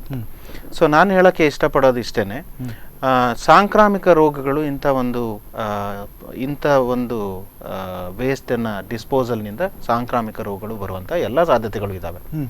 ಯಾವುದೇ ರೀತಿಯ ಬೇದಿ ಇರ್ಬೋದು, ಅಥವಾ ಜ್ವರ ಪ್ರಕರಣಗಳಿರ್ಬೋದು, ಅಥವಾ ವಾಂತಿ ಇರ್ಬೋದು, ನೀರಿನಿಂದ ಉತ್ಪತ್ತಿಯಾಗುವಂಥದ್ದು ಇರ್ಬೋದು, ಅಥವಾ ಈ ಸೊಳ್ಳೆಗಳಿಂದ ಉತ್ಪತ್ತಿಯಾಗಿರುವಂಥ ಯಾವುದೇ ರೀತಿ ಇದಾಗಿರ್ಬೋದು. ಸೊ ಈ ಒಂದು ಲಕ್ಷಣಗಳು ಕಂಡ್ರೆ ಜನರು ನಿರ್ಲಕ್ಷ್ಯ ಮಾಡೋದಕ್ಕಿಂತ ಪೂರ್ವದಲ್ಲಿ ಕೂಡಲೇ ಅದನ್ನು ಹತ್ತಿರದ ಒಂದು ವೈದ್ಯರನ್ನು ಕಾಣೋದು ಸೂಕ್ತ. ಸೊ ಎಲ್ಲ ಗೌರ್ಮೆಂಟ್ ಆಸ್ಪತ್ರೆಗಳಲ್ಲಿಯೂ ಕೂಡ ಈ ಒಂದು ಚಿಕಿತ್ಸೆನೂ ಲಭ್ಯ ಇದೆ. ಅದಕ್ಕೆ ಸಂಬಂಧಪಟ್ಟ ಹಾಗೆ ಎಲ್ಲ ರೀತಿಯ ಒಂದು ಚಿಕಿತ್ಸೆಗೆ ಸಂಬಂಧಪಟ್ಟ ಔಷಧಗಳ ದಾಸ್ತಾನಿದೆ. ನಮ್ಮ ವೈದ್ಯಾಧಿಕಾರಿಗಳು ಕೂಡ ಆ ನಿಟ್ಟಿನಲ್ಲಿ ಸಕ್ಷಮರಿದ್ದಾರೆ. ಎಲ್ಲರೂ ಕೂಡ ಅದಕ್ಕೆ ಸಂಬಂಧಪಟ್ಟ ಹಾಗೆ ಸಾಕಷ್ಟು ನುರಿತ ವೈದ್ಯರಿದ್ದಾರೆ. ಸೊ ಅವರನ್ನು ಹತ್ತಿರದ ವೈದ್ಯರನ್ನು ಇದು ಕಂಡ್ರೆ ಕೂಡಲೇ ಅದಕ್ಕೆ ಒಂದು ಡಯಾಗ್ನೋಸಿಸ್, ರೋಗ ನಿದಾನವನ್ನು ಪತ್ತೆ ಹಚ್ಚಿ ಅದನ್ನು ಕೂಡಲೇ ಚಿಕಿತ್ಸೆ ನೋಡಲಿಕ್ಕೆ ಅನುಕೂಲ ಆಗುತ್ತೆ. ಅದೇ ರೀತಿಯಲ್ಲಿ ಪ್ರತಿಯೊಬ್ಬರೂ ಕೂಡ ವೇಸ್ಟ್ ಡಿಸ್ಪೋಸಲ್ ಟೈಮ್ನಲ್ಲಿ ಸಾಕಷ್ಟು ಒಂದು ಯೋಚನೆಯನ್ನು ಮಾಡಿ ಇದರಿಂದ ನಮಗೆ ಮತ್ತೆ ವಾಪಸ್ ಏನು ಬರ್ಬೋದು, ನಾವು ಎಸ್ದಂಥ ಒಂದು ವೇಸ್ಟ್ನಿಂದ ನಮಗೆ ಏನು ಬರ್ಬೋದು ಅಂತ ಹೇಳೋದನ್ನು ಮನಗಂಡು ಅದನ್ನು ಸೂಕ್ತ ರೀತಿಯಲ್ಲಿ ವಿಲೆ ಮಾಡಬೇಕು ಅಂತ ಹೇಳುವಂಥ ಒಂದು ವಿಜ್ಞಾಪನೆಯನ್ನು ನಾನು ನಿಮ್ಮ ದರ್ಶಕರಿಗೆ ಈ ಮೂಲಕ ಕೇಳ್ಕೊಳ್ತೇನೆ. ಎಸ್, ಧನ್ಯವಾದಗಳು. ಇಷ್ಟೊತ್ತು ಈ ಒಂದು ಸಮಸ್ಯೆಗಳ ಕುರಿತಾಗಿ, ಅದೇ ರೀತಿಯಲ್ಲಿ ಒಂದು ಸಮಸ್ಯೆಗಳನ್ನು ಹೇಗೆ ನಿವಾರಣೆ ಮಾಡಬೇಕು ಅಥವಾ ಆಗಿರ್ತಕ್ಕಂಥ ಒಂದು ಸಮಸ್ಯೆಗಳನ್ನು ಯಾರು ಪರಿಹರಿಸಬೇಕು ಅನ್ನುವಂಥ ಒಂದು ವಿಚಾರವಾಗಿ ಮಾತಾಡೋದಕ್ಕೆ ಧನ್ಯವಾದಗಳು. ಈಗಾಗಲೇ ನೀವು ನೋಡಿದ ಹಾಗೆ ಸಮಸ್ಯೆಗಳು ಆಗಿ ಹೋಗಿದೆ. ಆ ಸಮಸ್ಯೆಗಳಿಗೆ ಅರ್ಧದಷ್ಟು ಕಾರಣರು ನಾವು. ಅದೇ ರೀತಿಯಲ್ಲಿ ಈ ಒಂದು ನಗರಸಭೆ ಆಗಿರ್ಬೋದು, ಜಿಲ್ಲಾಡಳಿತ ಆಗಿರ್ಬೋದು, ರಾಷ್ಟ್ರೀಯ ಹೆದ್ದಾರಿ ಪ್ರಾಧಿಕಾರ ಆಗಿರ್ಬೋದು, ಅವ್ರದ್ದು ಕೂಡ ತಪ್ಪಿದೆ, ನಮ್ಮದು ಕೂಡ ತಪ್ಪಿದೆ. ಈ ಎಲ್ಲ ಒಂದು ತಪ್ಪುಗಳನ್ನು ಮುಂದಿನ ಒಂದು ಹಂತದಲ್ಲಿ ಸರಿ ಮಾಡಿಕೊಂಡಾಗ ಮಾತ್ರ ಒಂದು ಉತ್ತಮವಾದಂಥ ಒಂದು ಸ್ವಚ್ಛವಾದಂಥ ಒಂದು ಕ್ಷೇತ್ರವನ್ನು, ಸ್ವಚ್ಛವಾದಂಥ ಒಂದು ಜಿಲ್ಲೆಯನ್ನು, ದೇಶವನ್ನು ನಿರ್ಮಾಣ ಮಾಡೋದಕ್ಕೆ ಸಾಧ್ಯ. ಅದೇ ರೀತಿಯಲ್ಲಿ ಮುಂದಿನ ಒಂದು ದಿನಗಳಲ್ಲಿ ಸಾಕಷ್ಟು ಜನ ಯೂತ್ಸ್ಗಳು ಇದ್ದಾರೆ, ಅವರು ಕೂಡ ತಪ್ಪನ್ನು ಮಾಡೋದು ಬೇಡ. ಏನೋ ಒಂದು ಹಿಂದಿನ ಕಾಲದವರು ತಪ್ಪನ್ನು ಮಾಡಿದ್ರು ಕೂಡ, ವಯಸ್ಸಾದವರು ತಪ್ಪು ಮಾಡಿದ್ರು ಕೂಡ ಅವರಿಗೆ ಏನೆಲ್ಲ ಒಂದು ತಪ್ಪುಗಳಾಗುತ್ತೆ, ಮುಂದಿನ ಒಂದು ಹಂತದಲ್ಲಿ ಯಾವ ರೀತಿಯಾದಂಥ ಒಂದು ತಪ್ಪುಗಳನ್ನು ತಿದ್ದುಕೊಳ್ಬೇಕು ಅಂತ ಯುವಕರು ಹೇಳಬೇಕು. ಆದರೆ ಇತ್ತೀಚಿನ ದಿನಗಳಲ್ಲಿ ವಯಸ್ಸಾದವ್ರಿಗಿಂತ ಯುವಕರೇ ತಪ್ಪು ಮಾಡೋದು ಜಾಸ್ತಿ ಆಗ್ತಾ ಇದೆ. ಆ ನಿಟ್ಟಿನಲ್ಲೂ ಕೂಡ ನಾವು ಯೋಚನೆಯನ್ನು ಮಾಡಬೇಕು. ಭವ್ಯವಾದಂಥ ಒಂದು ಭಾರತವನ್ನು ಶುದ್ಧ ಮಾಡಬೇಕಾದಂಥ ಒಂದು ಕೆಲಸವನ್ನು ನಾವು ಮಾಡಬೇಕು ಅಂತ ಹೇಳ್ತಾ ಈ ಒಂದು ಕಾರ್ಯಕ್ರಮವನ್ನು ಮುಗಿಸ್ತಾ ಇದ್ದೇನೆ. ಇದೇ ಇವತ್ತಿನ ವಿಶೇಷ. ಇನ್ನಷ್ಟು ಸುದ್ದಿ ಮತ್ತು ಮನೋರಂಜನೆಗಳಿಗಾಗಿ ನೋಡ್ತಾ ಇರಿ ಸ್ಪಂದನ.